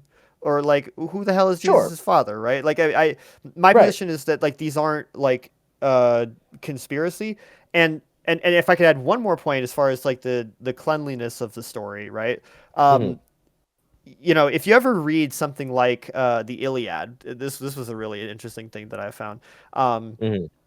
the catalog of ships I would highly recommend people look into, because there is an absurd amount of detail regarding like the naval armies that were fighting in the war, and like who the captains were, and like the armaments on the boats, right? um Hmm. Entirely, like, I mean, I mean, like for the most part, it's the Iliad, right? I mean, nobody really thinks that this is like actually like tied to a real thing. I think that like, especially in when you have this rich history of people telling all each other all these stories through oral tradition, I think like it almost invites like a lore maxing kind of thing. Yeah. So here, there's two things I'll say. Well, I say two things every time, and then it's more than two things. So I'll stop saying That's that. all right, bro. But, but, but here's what I'll say. So you make a fair point, and I appreciate the granting the conspiracy point. Um, I'm not saying you think it's a conspiracy. I'm not. I understand you don't think it's a conspiracy, and I think Mhm. it's a good case to be made that it's not. But even granting what could be called like this telephone game of oral tradition that results in contradictions, because there are contradictions within the Gospels. Like, there's no way to square that circle. There are. Um, Mhm. but here's what I'll say. Number one, in most of the other like parallel examples where the time frame is even less, there's only one. There's one, or at most there's two, like perspectives. And so the fact that there are four historical accounts in the context of ancient historians is going to automatically create contradictions. Mhm. Fundamentally, two, you're right. Through the process of oral tradition, details are going to change. The exact name, especially across like languages, as it travels between people with different languages, the exact names are going to change. Like, who was Joseph's father? Who was the king at that time exactly? And I think there's actually an interesting case to be made there that the who was king at the time is kind of interesting, considering the situation of the Herodian tetrarchy after Herod the Great's death. Um, and so there is some complexity there, and oral tradition can bungle details. I'll grant that 100%. Given that, though, and given the wider context of how ancient history is done and how we are forced to read it, is it not remarkable that some things stayed remarkably consistent? The crucifixion, the resurrection, early high Christology. Like, I'll grant there are plenty of bungled details in the Gospels, but, if you have an early high Christology, which Paul's letters seem to indicate, if you have remarkable consistency in terms of the large scale details between the Gospels, like on those, let's say those four or five accepted things just about the resurrection. There are other things that are accepted, like even more accepted than the crucifixion, funny enough, is the fact that Jesus was baptized. Like, even more historians think that Jesus was baptized than was crucified, funny enough. Um, mainly because it's considered, when you baptize someone, you're considered spiritually superior to them in the ancient world. And so the fact that John baptized Jesus is, again, embarrassing if Jesus is God, as early high Christology would indicate. And so all of that together, along with the embarrassing details that I already talked about, like a member of the Sanhedrin who the Christians hated being like the hero at the end of the crucifixion, along with the fact that the earliest gospel requires women to give testimony, along with the fact that the early Apostle Creed seems remarkably similar to the high Christology, at least seen in Matthew and Luke, right? Does this not give credence to the narrative, at least as much as you treat it as equally reliable to ancient Roman historical accounts, if not more so for all of these details? You put the supernatural claim to one side. Let's say it didn't have a supernatural claim and just had all these like specific biographical details. Even if you don't grant that it gives evidence that the supernatural claim happened, does it not make them at least like very historically relevant as documents when you compare them, given all these details, and when you compare them to similar historical accounts? Okay. Nice. Yeah. I mean, I'm happy to give you the last word on that. I am trying to like forecast time in my head, and so if you're happy to leave it there, I'm happy to leave it there because I do want to address your other 2 points around Please. the fine tuning and the so around fine tuning and the materialism argument. It was specifically with the imagined triangle. I think the first thing I wanted to ask is like, are you familiar with the article that I'm referencing as far as like simulating the brain of the fly? Yes, I know what you're talking about. Okay. Do you? I assume that you believe that it is in fact the case that like we will just not do this with humans. I don't think we're doing it with flies because are you referring to the fluorescent tagging from 2015, or is this a later No, no, thing? no, no, no, no, no. This is much more recent. This is as of like a few months ago. Okay, well, I'll describe to me what's happened because I thought I was familiar. There's another experiment where they were doing Sure. Yeah. fluorescent I tagging with mean, flies I'll neurons. stream it for chat, and hopefully the stream doesn't break. So Okay. researchers upload fly's brain to Matrix, lets it control a virtual body. So basically, the fly thinks that it's in, like it's in the real world, Yes, right? I But saw this. like, I thought this was really interesting. yeah, That was a really cool. Yeah. yeah. So like more or less, we have like gotten the fly's brain down to the neuron, and we're able, and like the thing The that you first see here. multi-behavior brain. Just gonna mute this here. The thing that you're seeing here is not like just like a post hoc animation, right? It is like every neuron of the fly, or of like the fly's environment has been like simulated. Um, I am not going to pretend that I understand the exact intricacies of like what's going on here, but like I don't know. It seems to be. I just don't really think it is implausible that like we could develop technology that can in fact identify this combination of neurons firing and then like generate the picture of said triangle on a screen.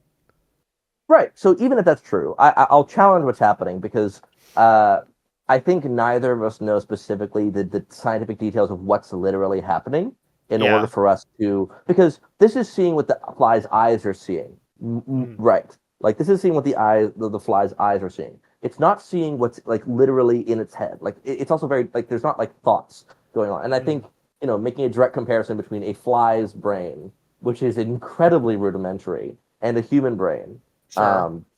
is not really parallel you can make, number one. Number two, this isn't really like telling you the thoughts or the abstract conceptualizations of a fly. Um, like if you told me it would be possible in 30 years that we could see through a human's eyes, Mm. that would not surprise me. Like that's perfectly possible. The eye is fundamentally a lens. It's an organ. That is not really something I find problematic. What I do think is unlikely, and is that there. So this to one side, this isn't evidence that we can like see what you're conceptualizing in your mind. Like that we could reproduce on a screen. Like when you imagine a blue triangle appears on the screen, like literally as you experience it. And You're saying even that you just don't believe this is possible. I'm not saying I don't. I'm saying I think we have no evidence. So this is an Okay. argument until we have evidence that this is possible. That's what Sure. I'll say. Sure. Um, and so I don't think that we have evidence to suggest that imaging of conceptualization is possible. And so and even if you could, you're recreating the conceptualization. You're not locating the conceptualization itself. Like even if I could tell you, I could recreate an image of that conceptualization somehow. And again, I won't grant there's evidence that this is true.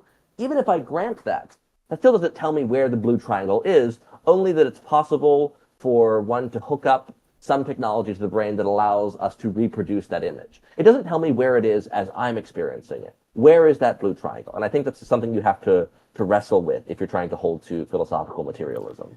Sure. Okay. I have like a couple of follow-up questions. Where is the number one? Where is the number one? The number one Yeah. is a concept. Uh, it doesn't have a location in space, yet it exists. Um, Okay. I mean, wouldn't so like would the answer like somewhere in your brain uh not be acceptable to you as far as like where the triangle is? one exists independent of, like, one is a concept that we've created. You can find one thing in the universe, but when I think of the number one, like I don't. The reason why I used a visual analogy is because you don't really experience the concept of one. You can think about number one, you can identify one, but when you have a visual imagination, you can visually conceptualize a triangle, and I think that that's maybe more salient than a concept like one, which may Um, not be possible to have a like, because it doesn't have oneness, doesn't have physical dimensions, unlike blue triangleness. You know? well, I mean, like there's certainly like things that like appear in my head when I think of like the number one, right? Like I mean, obviously, like I could think of like the Arabic numeral one, right? Or I could think Sure. of like I I mean, have yeah, one brain or something like that. yeah. If you want to use, say, like the Arabic numeral one, like pictorially represented, I'll take that for the purpose of whatever argument you're going to make. Yeah, I mean, I guess like I'm struggling. So, um, do you think that like immaterialism is like incompatible with atheism? No, I don't. Okay. That's why I said it was kind of a tack on point. Like, Oh, my okay. primary argument for theism that I want to make in this discussion, I have others, but the primary one I was making was the fine tuning argument. Mhm. Um, and then for me, uh, the point I want to bring up with challenging materialism is sometimes for some atheists the argument is like it is like impossible for non-material things to exist. And so I guess I was like preempting that because I didn't know what you were going to say, and I Sure, actually yeah. was going to I come mean, to it. I don't. I think I mentioned this in DMs. I don't really have that strong an opinion on if like one exists or not, right? Like I don't have like a strong opinion on whether or not one is discovered or created. I think fundamentally this is just going to come down to like how loose you want to be with the term exists because like there's another question below that which is does Darth Vader exist, right? And I know that like philosophers have like cataloged these things pretty much Hmm. ad infinitum, right? Um Right. and so like while I do have like strong opinions on Christianity not being true, I can't really say that I have strong opinions on materialism in any Sure. real way. Whether or not the triangle like exists, you know, I've heard like good arguments for like things need to be able to like interact with their environments to to like qualify as existing. And maybe it is the case that your envisionment of this triangle is actually making you interact with your environment differently in some way. Maybe you buy a different piece of furniture because you thought about like the triangle, right? Right. But as far as where the triangle is, um, yeah, I mean, like if it is the case that we've decided that this triangle exists just without like matter or without like any like conceivable thing, but it exists because like we kind of like think it into existence. You know, I don't really know that I have like a fully exhaustive definition of the word exist. Sure. Other besides like just a bunch of like strong Yeah. mental intuitions about what I it can means. I can So maybe redirect you to where what I'm really trying to do with this. okay. My point is not that, like, we can think blue triangles into existence and they exist on an equivalent level to, say, a 3D printed blue triangle sitting on my desk. Therefore, God Sure. exists. Haha. Suck it, atheist. Right? That's Checkmate. not what I'm saying. What I am saying is that my broader point is that I think that is pretty strong evidence that consciousness and our experience of it that exists is Mhm. not material. And if you introduce the notion that an immaterial consciousness can exist, I think that gives you some ground to stand on that something like God can exist if you are able to demonstrate that consciousness is not material. We are getting chats saying just take the mushrooms. Oh yeah. Okay, yeah. I mean, I guess the best way I can answer the question is like, and I have no way of knowing this, obviously. Do I think that in 500 years, that we will be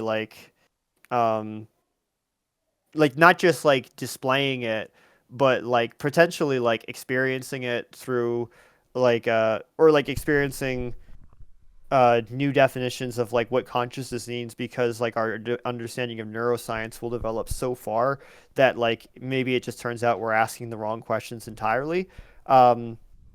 Yeah, I don't know. I mean, like I guess I feel like God has like its own definitional problems, because you ask two people what they mean by God, and you like make them write down their definitions in a room, right? So you just come back and Sure. it's like, oh my God, what's going on here?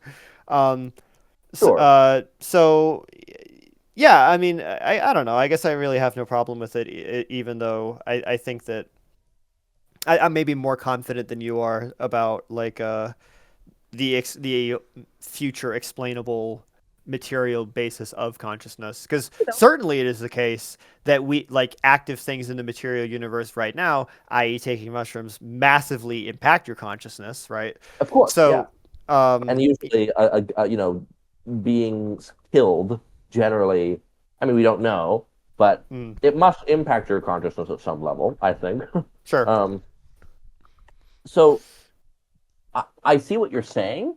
I guess for me, I can grant that as a possibility. But for the purpose of this debate, if you're granting the point but saying that there could be future technology that invalidates the point, I'll just accept that as the conclusion to the argument, because maybe future technology will prove me wrong in 500 years, and we'll have a totally different definition of like consciousness. But I think the argument I made, and something we didn't get into, but the hard problem of consciousness in general, like trying to define what consciousness is, and how difficult it is to nail down under, I would say, strict materialism, it does give the rational possibility of minds not being tied totally to material. And if you can have a mind without material, it does not like make God exist, but it does remove one of the big objections, like materialist objections, to it being possible for God to exist, right? Sure. I mean, I doubt that I would have held to that strongly either in the first place, because I don't even have a strong opinion on materialism or immaterialism. Sure. So yeah, awesome. Okay, we are TikToking. So let's get to the questions. Yep. All right. So so I have a couple of questions I'm going to read out, and then I have my own questions at the end.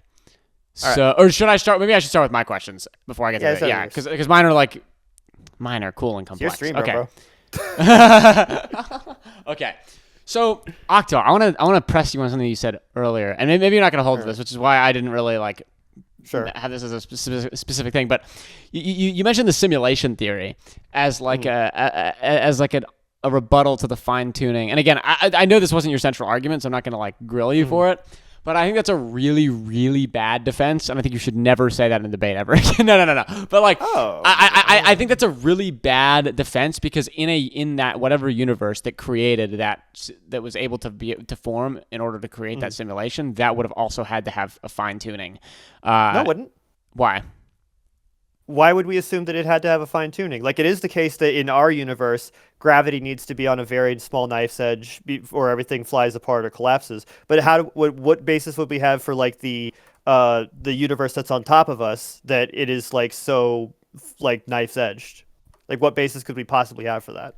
I don't know. I think that like you would have to kind of. I feel like the laws of our universe are so heavily based in logic, in like not logic, but like in like and I guess like I'm not a physicist, so this is probably where I guess probably both of our knowledge comes to an end in this specific regard.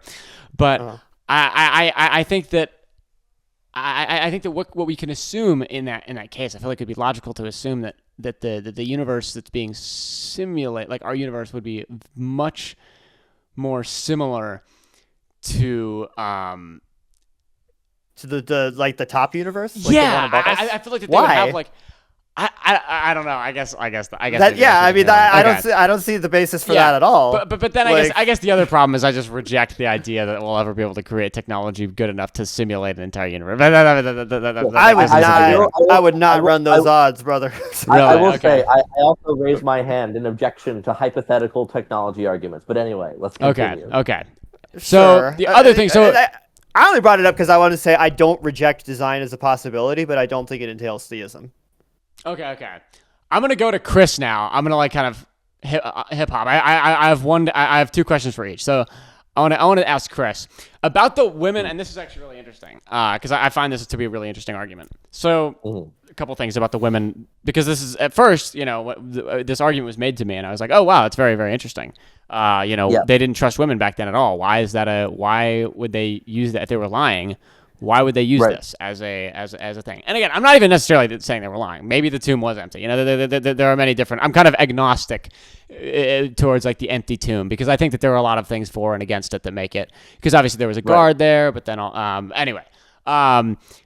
So hold on, wait. Where did I put this? Because I had a kind of thing written down. Okay, so I'm gonna read this out because I find it really. I find the women finding the empty tomb thing really interesting. So because each gospel is very, and I know that these aren't like perfect historical account. These aren't like, the nature of this is that they're going to be a little different. But I feel like each gospel records them so differently that it feels weird to use it as evidence.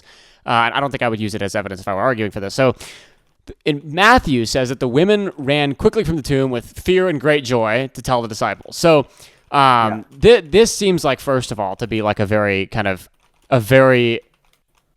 a description of what a bunch of men writing about women would say about women. You know what I mean? But it could also be what they're writing about, their genuine historical account. But either way, this is kind of a neutral one. But then Mark says that the original ending states that the women fled the tomb in terror and said nothing to anyone because they were afraid. Luke says that the women returned from the tomb, reporting everything directly to the apostles, though the men initially dismissed their story as nonsense. So this right here, I feel like, is very damning for the women argument, because it seems like they were kind of thinking about the fact that Octo actually mentioned that that women were the ones who would usually anoint the bodies and whatnot and do all these things, right? So like they would use that as like their logical basis for that. But then of course to dispel any allegations of hysteria of the women, they immediately told the men, and the men verified it and whatever. And then the Gospel of John, Mary Magdalene immediately ran to find Simon Peter and said the other disciple and the other disciple John to tell them that the body had been taken. So it seems like there's very conflicting accounts. You can go ahead. Yeah, I'll grant that 100%. First thing I'll just say straight out of the gate, Gospel of John. Do not read Gospel of John as history. There is nothing historical about Gospel of John. It's a theological book to make a theological point. It is written very long time after Jesus died. The Gospel of John should be considered a theological book, not a historical one. So I'll grant the Gospel of John narrative right out the gate. For the other ones, though, what are called the synoptic Gospels, because they share sources. Like we can look at the text and see that they share two primary sources, mainly Mark, actually. Mark and another author called X, who we have not identified. So Matthew and Luke will borrow from them. So in terms of the stories themselves, I can't respond to this looks like how men would write about women. Maybe not. So I'll just leave that was the kind of thing I thought about. Ignore that. That was something I thought of kind of as I was reading it again. Yeah. Let's talk about the contradiction. The contradiction. So the underlying. So there is a contradiction between them. It's different description of what happened in Matthew, Mark, and Luke. I'll grant that. These were not written directly by eyewitnesses. These were written largely secondhand. So potentially from an eyewitness or from sources may be from eyewitnesses. The only one that could be a secondhand eyewitness account most likely is the Gospel of Mark. That has the most signs of being a more direct eyewitness account or having links to eyewitnesses. I'll grant that there are contradictions between them out of the gate, and I'll say, though, that that's not because there was any conspiracy. The Gospels were not written at the same time, at the same place, or by the same people. And so in terms of the women kind of being a cover story, which was then immediately verified by the men in order to like make it look more acceptable at the time, that would require a level of conspiracy that just wasn't there. So because they were written at different times in different places, there was no like collaboration in order, like we're gonna say it's the women, so it makes sense in the time and place. That just wouldn't have happened. Like they're written decades apart, by different people in different places, in different languages in some cases. And so, to me, that's not an indication that there was anything conspiratorial about the women in the narrative. The second thing is the fact that it is so consistent. And in our earliest narrative, the Gospel of Mark, they don't tell the men. They just get scared and run away. And even in narratives where it's very different, and they do have men verify, which could be like a rhetorical device to make it look more reliable, I'll grant that much. There was an undeniable oral tradition. It sounds like that in the original event, women were the first people to find the empty tomb or to report that Jesus had risen from the dead. And that seems to me that even though there is interpolation and contradiction, there is a base narrative that you couldn't deny if you were a Christian or a gospel author, that women found the tomb first. And I think like that's just supported. That's the consensus amongst historians. That is, it would be strange for that to be an invention. And the attempts to make it look more reliable by introducing men to verify what they said makes it more likely that at the very least women were the early reporters of the resurrection. So that's all I'll say in response to that. Okay. And then for the God definition problem from Octo, what's your like explain that a little more. Sure.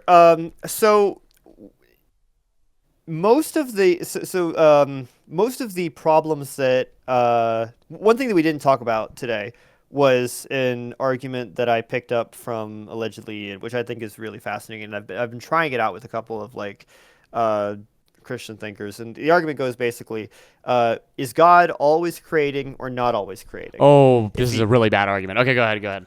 Oh, you think so? Okay. Oh, yeah. All right. Okay. If he's always creating, then creation always exists, but that's a contradiction. If he's not always creating, then that means he goes from not creating to creating, but that means that like he's in time, which means that he's not the creator of time, right?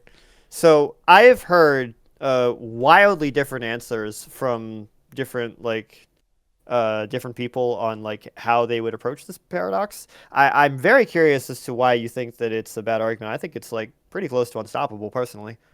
Okay, so the problem with this argument and the problem with a lot of these like deductive arguments within like the new atheist movement is that they kind of ignore the actual definition of God and what it actually means. Can I stop you there? ahead. Hold on.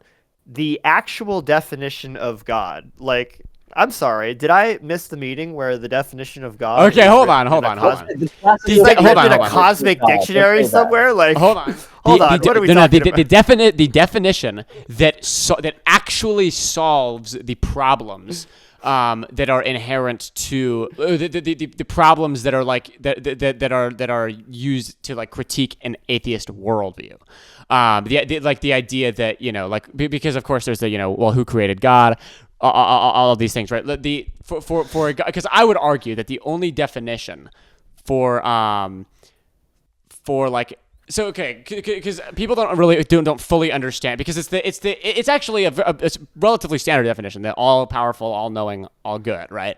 And like omnipresent, especially. What this actually means, and again, when I say it actually means this, I'm saying that anyone who doesn't think it means this, then they don't really believe in like an actual I guess God, maybe they believe a God I guess in a different sense. So I guess you can. Yeah, well, You know, if I can interrupt, but- like okay. even in the definition you gave, one thing that's very interesting is not attached to that definition is creator of the universe, which is what I imagine most people care about God for in the first place. Well, okay, because here's the thing, right? The reason why God solves the problem of like, well, who created God is because the idea. I'm not appealing is to suppo- who created God, to be clear. Right? Okay, I know, I'm I know, saying I that, know. like, But what I'm saying is like this is necessary. Otherwise, you have to contend with that.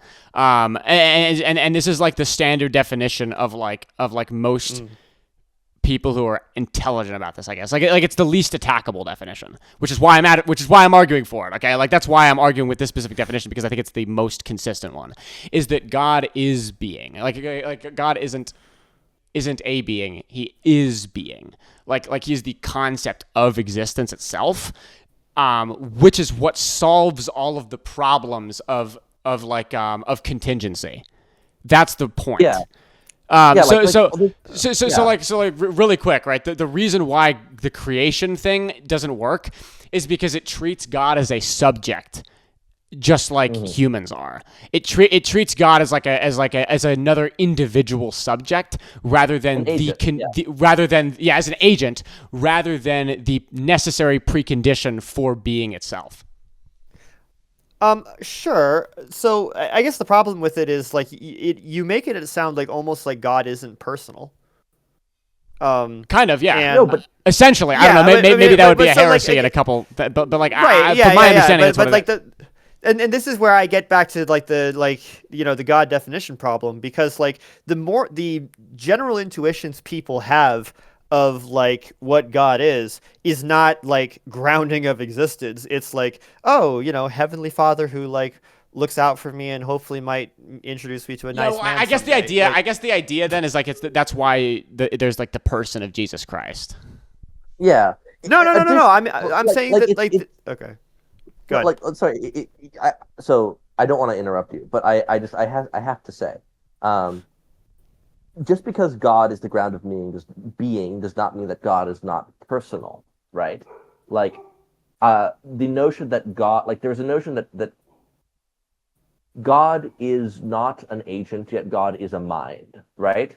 So when you say not personal, are you saying? I'll just ask this as a clarifying question instead of trying to make an Sure. argument first.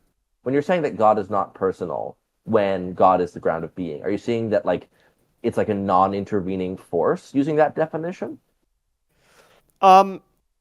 So I'm gonna be honest with you. We really don't have time to like get into this too much. I think that defining God as the ground of being doesn't really make sense. I feel like it doesn't provide meaningful explanatory power as far as like drawing a clearer picture to me of like what somebody's talking about. I It agree feels a to lot. a certain extent. Yeah. Well, so like it feels very similar to like when I'm arguing with people about the Trinity, right? And I say, okay, what's the difference between three persons and a person and a being? And they say, well, the being is your nature. What does that mean? Your essence. What does that mean, right? Right, Like, right. I mean, it's not that I'm like trying to ask the infinite like chain of whys until we hit like the why wall that I was talking about earlier. It's that every successive definition that I've offered in that scenario does not paint clearer pictures in my mind about what this other person is talking about, right? And so Maybe. Sorry, please finish your yeah, statement. and so I'd be happy to like see if we can run down this chain for a little bit if you'd like, with the extremely limited time we have, but we'll probably have to do that off stream.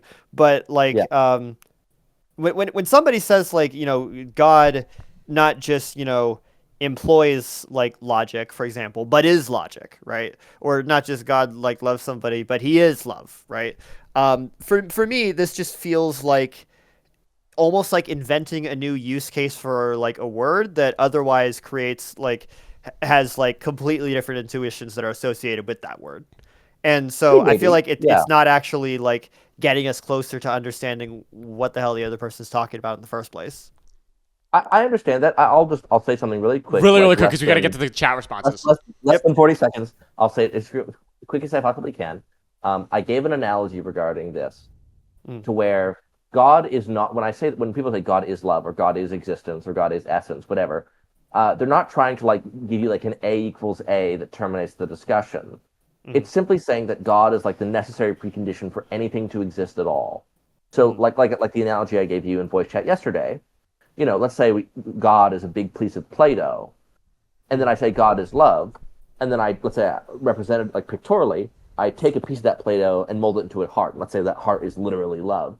That's what I mean when I say God is love. Like, if there was no Play-Doh, love could not exist. But God is not like the Play-Doh that forms love is not all of Play-Doh. So it's not like an A equals A. It's that the B. You need this love, thing for that thing.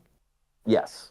Cool. Yeah. I mean, the general thing that I would say here, and we're gonna have to take this off stream, is like I don't believe that there's like a meaningful concept as such as like grounding love or like grounding reason. I just don't think that makes sense. Anyway, Right, well, cool. Let's move on. Okay. Chat. So Questions? I'm gonna skip my question for Chris because I don't think it's that good actually, and I also need to get right into. I know this is unfair. But What's your favorite? Let's pick one for Chris. Yeah. Let's pick one. Yeah, Chris should pick one, and then he can leave, and then I'll pick one. Okay, gotcha. Let's just spend the next 5 minutes talking just to Chris. Okay, how about that? Okay. Until he has to. Okay, so question for Chris: why does Jesus not explicitly say "I am God" as I'm the same as Yahweh in the Synoptic Gospels if he wants us to know him this way? It seems like something that he would have wanted to mention in the first 3 books, and not in John, which is decades later and more theologically charged. I feel like this is an important aspect of divine hiddenness because conceivably he could have just said it, cut it dry. Yeah, so he just cut himself dry. Yeah. Yeah. So good argument. Here's the 2 things to say. One, I think sometimes there's like a notion that like the Gospels were intended to exist as they are explicitly like at the behest of God and Jesus. Like the way the Gospels ended up exactly as they are today is exactly, the formulations that Jesus and God wanted. I don't see it that way. I think that the Gospels are documents written, descended from or directly from people who had an experience with who I consider to be God, Jesus. And so the Gospels are not like constructions that give you a perfect picture of Christianity. Christianity, in what it is a lived faith, and Christ reveals himself to individuals then and today. And so every like necessary thing that is needed to be known about Jesus and Christ, I don't expect it to be found in the Gospels because they're not formulated by God. They were written by people who encountered God. And so that's how I'd respond in the first sense. And was there a part of the question that I did not clarify? I feel like I did. I would just say I actually had this conversation with Octo in the Discord, and it seems like it's kind of also true that that Jewish leaders at the time always talked in like rhyme and poem and in flowery language, but anyway, I think that was a good explanation. Yeah, fair enough. So. I didn't even realize that this question that I'm highlighting right here is not even a joke question. I didn't even realize that. Really quick question for Chris: do you consider yourself a biblical literist? No. Or literalist? No, I believe the Bible is inspired by God, but not inerrant. Gotcha. I primarily see it as a collection of individuals who encountered God throughout history. And then, what is your answer to the Euthyphro dilemma? Euthyphro dilemma. Let me just quickly remind myself. Like I'm vaguely. Let me look it up. Really I think quick. that's the one about like if like say. Oh yeah. Okay. Moral. Okay. Yeah. Mind. Yeah. Does goodness come from God? Or so are things good because God declares them to be good, or does God declare things because they are good? I am of the opinion that this question is a bit of an oxymoron because of, like I've said, what I think about God as like the grounding of all things. I think goodness would not exist if there was no God. I think love would not exist if there was no God. I don't think math would exist if there was no God. I don't think anarcho-communism would exist if there was no God. Oh shit! Okay, I gotta become a Christian now. Fuck. So I'm kind of biting the bullet on the things are good because God says them, but more in the sense that, because all of God is reality goodness. and everything that exists and is part of God's essence and would not be without God, then necessarily goodness would have to come part and parcel with that, just like anarcho-communism and mugs and books and Oh yeah, atoms and love and and more goodness. It's anarcho-communism. all, yeah. So I would say that like my answer is a form of things are good because God declares them to be. Gotcha. Okay, let's see. Nice. Is there one last one for Chris? Let's see. Someone asks, why would not paying the church via tithing be a reason for eternal damnation? I don't think Chris believes this at all. Yeah, probably not. Just a Yeah, guess. I think I hate to tell you, Katie. I think you mostly wrote down the joke questions. I did. Well, I wrote down every question that had Q in front of it, that they followed the format correctly. That's So, fair. Oh, okay. all right, let me see. Well, I think that's it. we're here. We're here. Like I don't really want to like throw Chris over the line, but yeah, it's like 7:59 Central Time. Yeah. Yeah. Okay. I do have to get going in a second. Okay. It was really great to be on, y'all. I'm really glad we got to have this conversation. It was a very good conversation. Thank you for having me. I brought 30 facts and 70 logics. How many did you bring? At least a few. At least a few. Not enough. Get All right. All right. That was wonderful. In spite of disagreement, I'm really glad we got to have this conversation. And yeah, I'll let him finish closing questions. It was nice talking to y'all. Thank you for having me on, Caden. All right. Yeah. Thank you so much. And as for Octo, I actually am looking at these questions. I don't think any of these are towards. That's not surprising. It's not surprising because like yeah, yeah. you have the dominant position of this chat. So Of the server, yeah. of the server sure. and everything. Yes.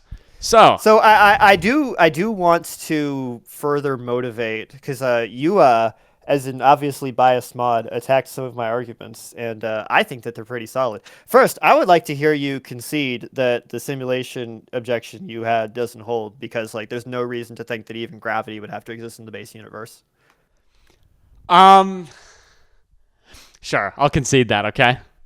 All right, we did it. I'll concede that. I just Yeah. Yeah, I just feel like it's such the simulation theory. I almost don't even think about it because it feels so fantastical to me. I don't think about it either. I want to be clear. I'm not. I don't hold it. Uh-huh. It's completely unfalsifiable. Yeah. I kind of put it in the same probability category as I would like God, where there's just not a number there, and it's just like. I guess like how would you even begin to like conceptualize why this is like it is quite silly. Okay, I don't want to say it's quite silly because like I obviously can't defeat it, right?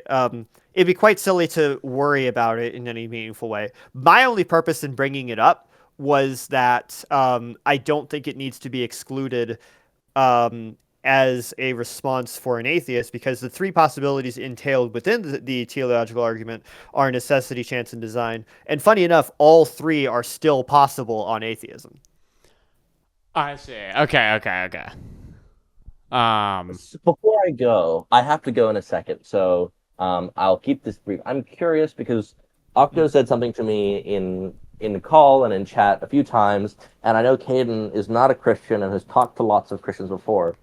I'm very curious because Octo said he didn't really know what kind of Christian I would be, so I'm curious what his assessment is of me and what I believe after this conversation. And I'm curious to hear what you say, Caden, too, after, like, I guess hearing the details instead of just knowing vaguely what I believe.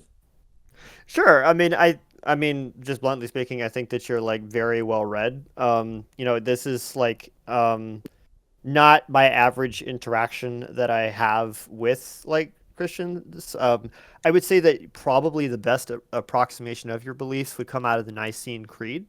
That like Jesus died and resurrected and like was saved for our sins. I think that like not holding to a bunch of the details of the Bible, particularly the ones about how you don't actually need to accept Jesus as your literal savior to be saved. I think that there are like a bunch of things that are go beyond that I would love to ask you if I really had time. Um, Hmm. because like it makes it sound like make I mean frankly it makes Christianity sound less dumb because it's like not it turns on like mainline Protestant evangelicalism, the point of life is to like figure this out before you die, and like as long as you make it before you do, you're good. um and like it's unfortunate because like like life itself becomes Hmm. very weird at that point. Whereas the thing that you're going for is that like the hope is that people make transformations in their lives, whether they know that it's like Jesus doing so or not. um Yeah. yeah. Yeah, I mean like I don't know. I mean, like, have I done a good enough job as far as that? Oh, and No, also you think the world's 6,000 years old, but yeah. no, I don't. But I want the slander, slander. I'm being slandered live. Yeah. No, No, he does. but Don't worry. He yeah, no, told me. True. oh no, oh no, I'm being revealed. Oh No, yeah. but no, I appreciate that, and I want to say I really think you're a very thoughtful person, and I also very well read, and I really appreciated this conversation. Um, and as much as I'm not an atheist, I do understand the atheist position, and I think it ostensibly makes sense.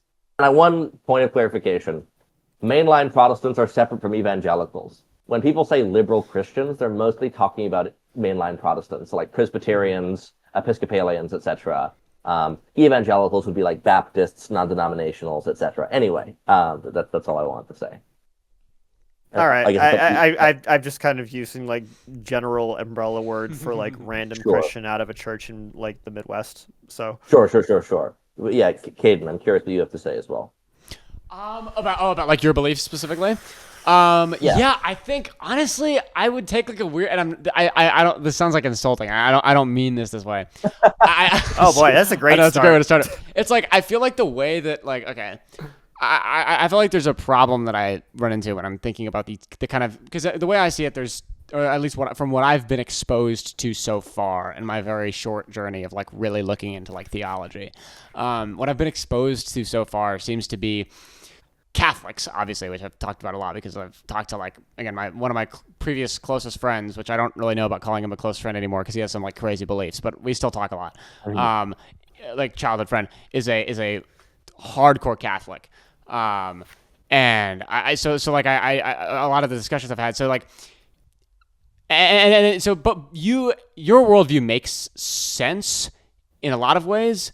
It corrects for a lot of the things that I think like Catholicism. So okay, so sure, I'll start with this. Okay, like I think the way that Catholics think about, and the way that a lot of Christians think about, being saved and about hell, it seems like really weird. You know what I mean? Like I get the whole like God is love thing, and that sounds all nice. You know what I mean? And like I could even understand like maybe not being necessarily led into like a perfect heaven if you didn't like turn to Christ and do all these things, right? But then it's like Mm-hmm. and that sounds all really nice. And then when Catholics start talking about like hell, and they're asked the question of like, oh well, what about like what about the people who are damned, eternal damnation? Do the people in heaven like not even care? And then I hear them unironically say things like they will relish in the suffering of those who have turned Okay. their back on. And it's like I start listening to that. I'm like, holy shit, where did the God is love thing Okay. go, bro? Um, Okay. True. Even I would say even like even you talk to a Catholic priest, they would freak out if they heard somebody said that to you. But continue, really, please. really, because dude, I've Yeah. heard some like mainstream like I think the really. official, like the I Pope, don't has said know. multiple times, like that he liked to imagine hell is empty. Well, no, because Yeah. obviously, everyone likes to imagine hell is empty because like you don't want those people to be that way. But like, but Right. like even I feel like the most I don't know. I mean, it was clearly taken as a heretical statement by like I'm not saying a vast majority, but like it was extraordinarily controversial to like it seemed like he was kind of saying without like saying it because obviously he can't literally say there is no hell. But there was like another case, for example, of I remember there was like a 5-year-old that went to Pope Francis and was like, Yeah. my dad died without being baptized. Is he in hell? Right. Pope Francis didn't explicitly say that your dad is in heaven, but he like very strongly implied that like his dad made it. And Yeah. so I see. yeah, I if Pope Francis is like that, then probably quite I a know. lot. I I'm guess not- it depends on yeah. that specific scenario, but from what I understand, the official thing is like if you.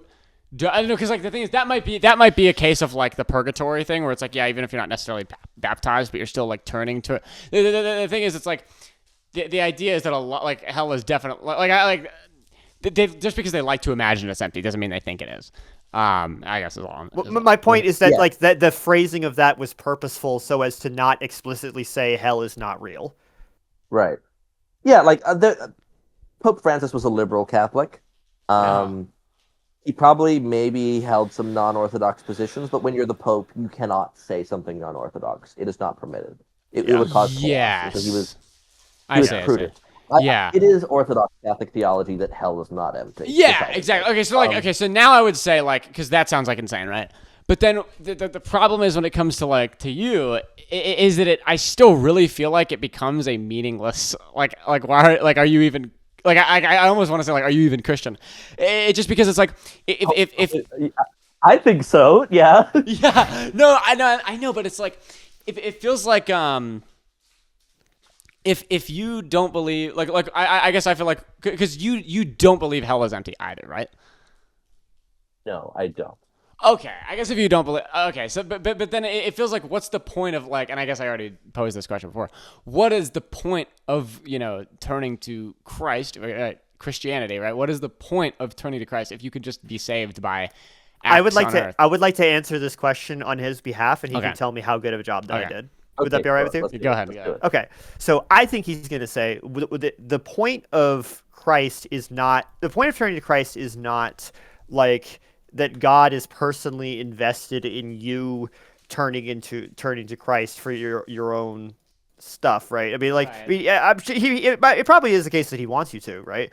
But the point of it is that you personally undergo a transformation wherein you become a righteous person, right? The point of it is like not just that you like have the actual yes I am like Christian now and like I have Jesus in my life, but it is that you become a better person, and the knowledge of Jesus is like it's not done so you could say, hey, look, I did the Christian thing, like I figured it out so I get to go to heaven, right? It's that in the process of becoming a Christian you become transformed as a person.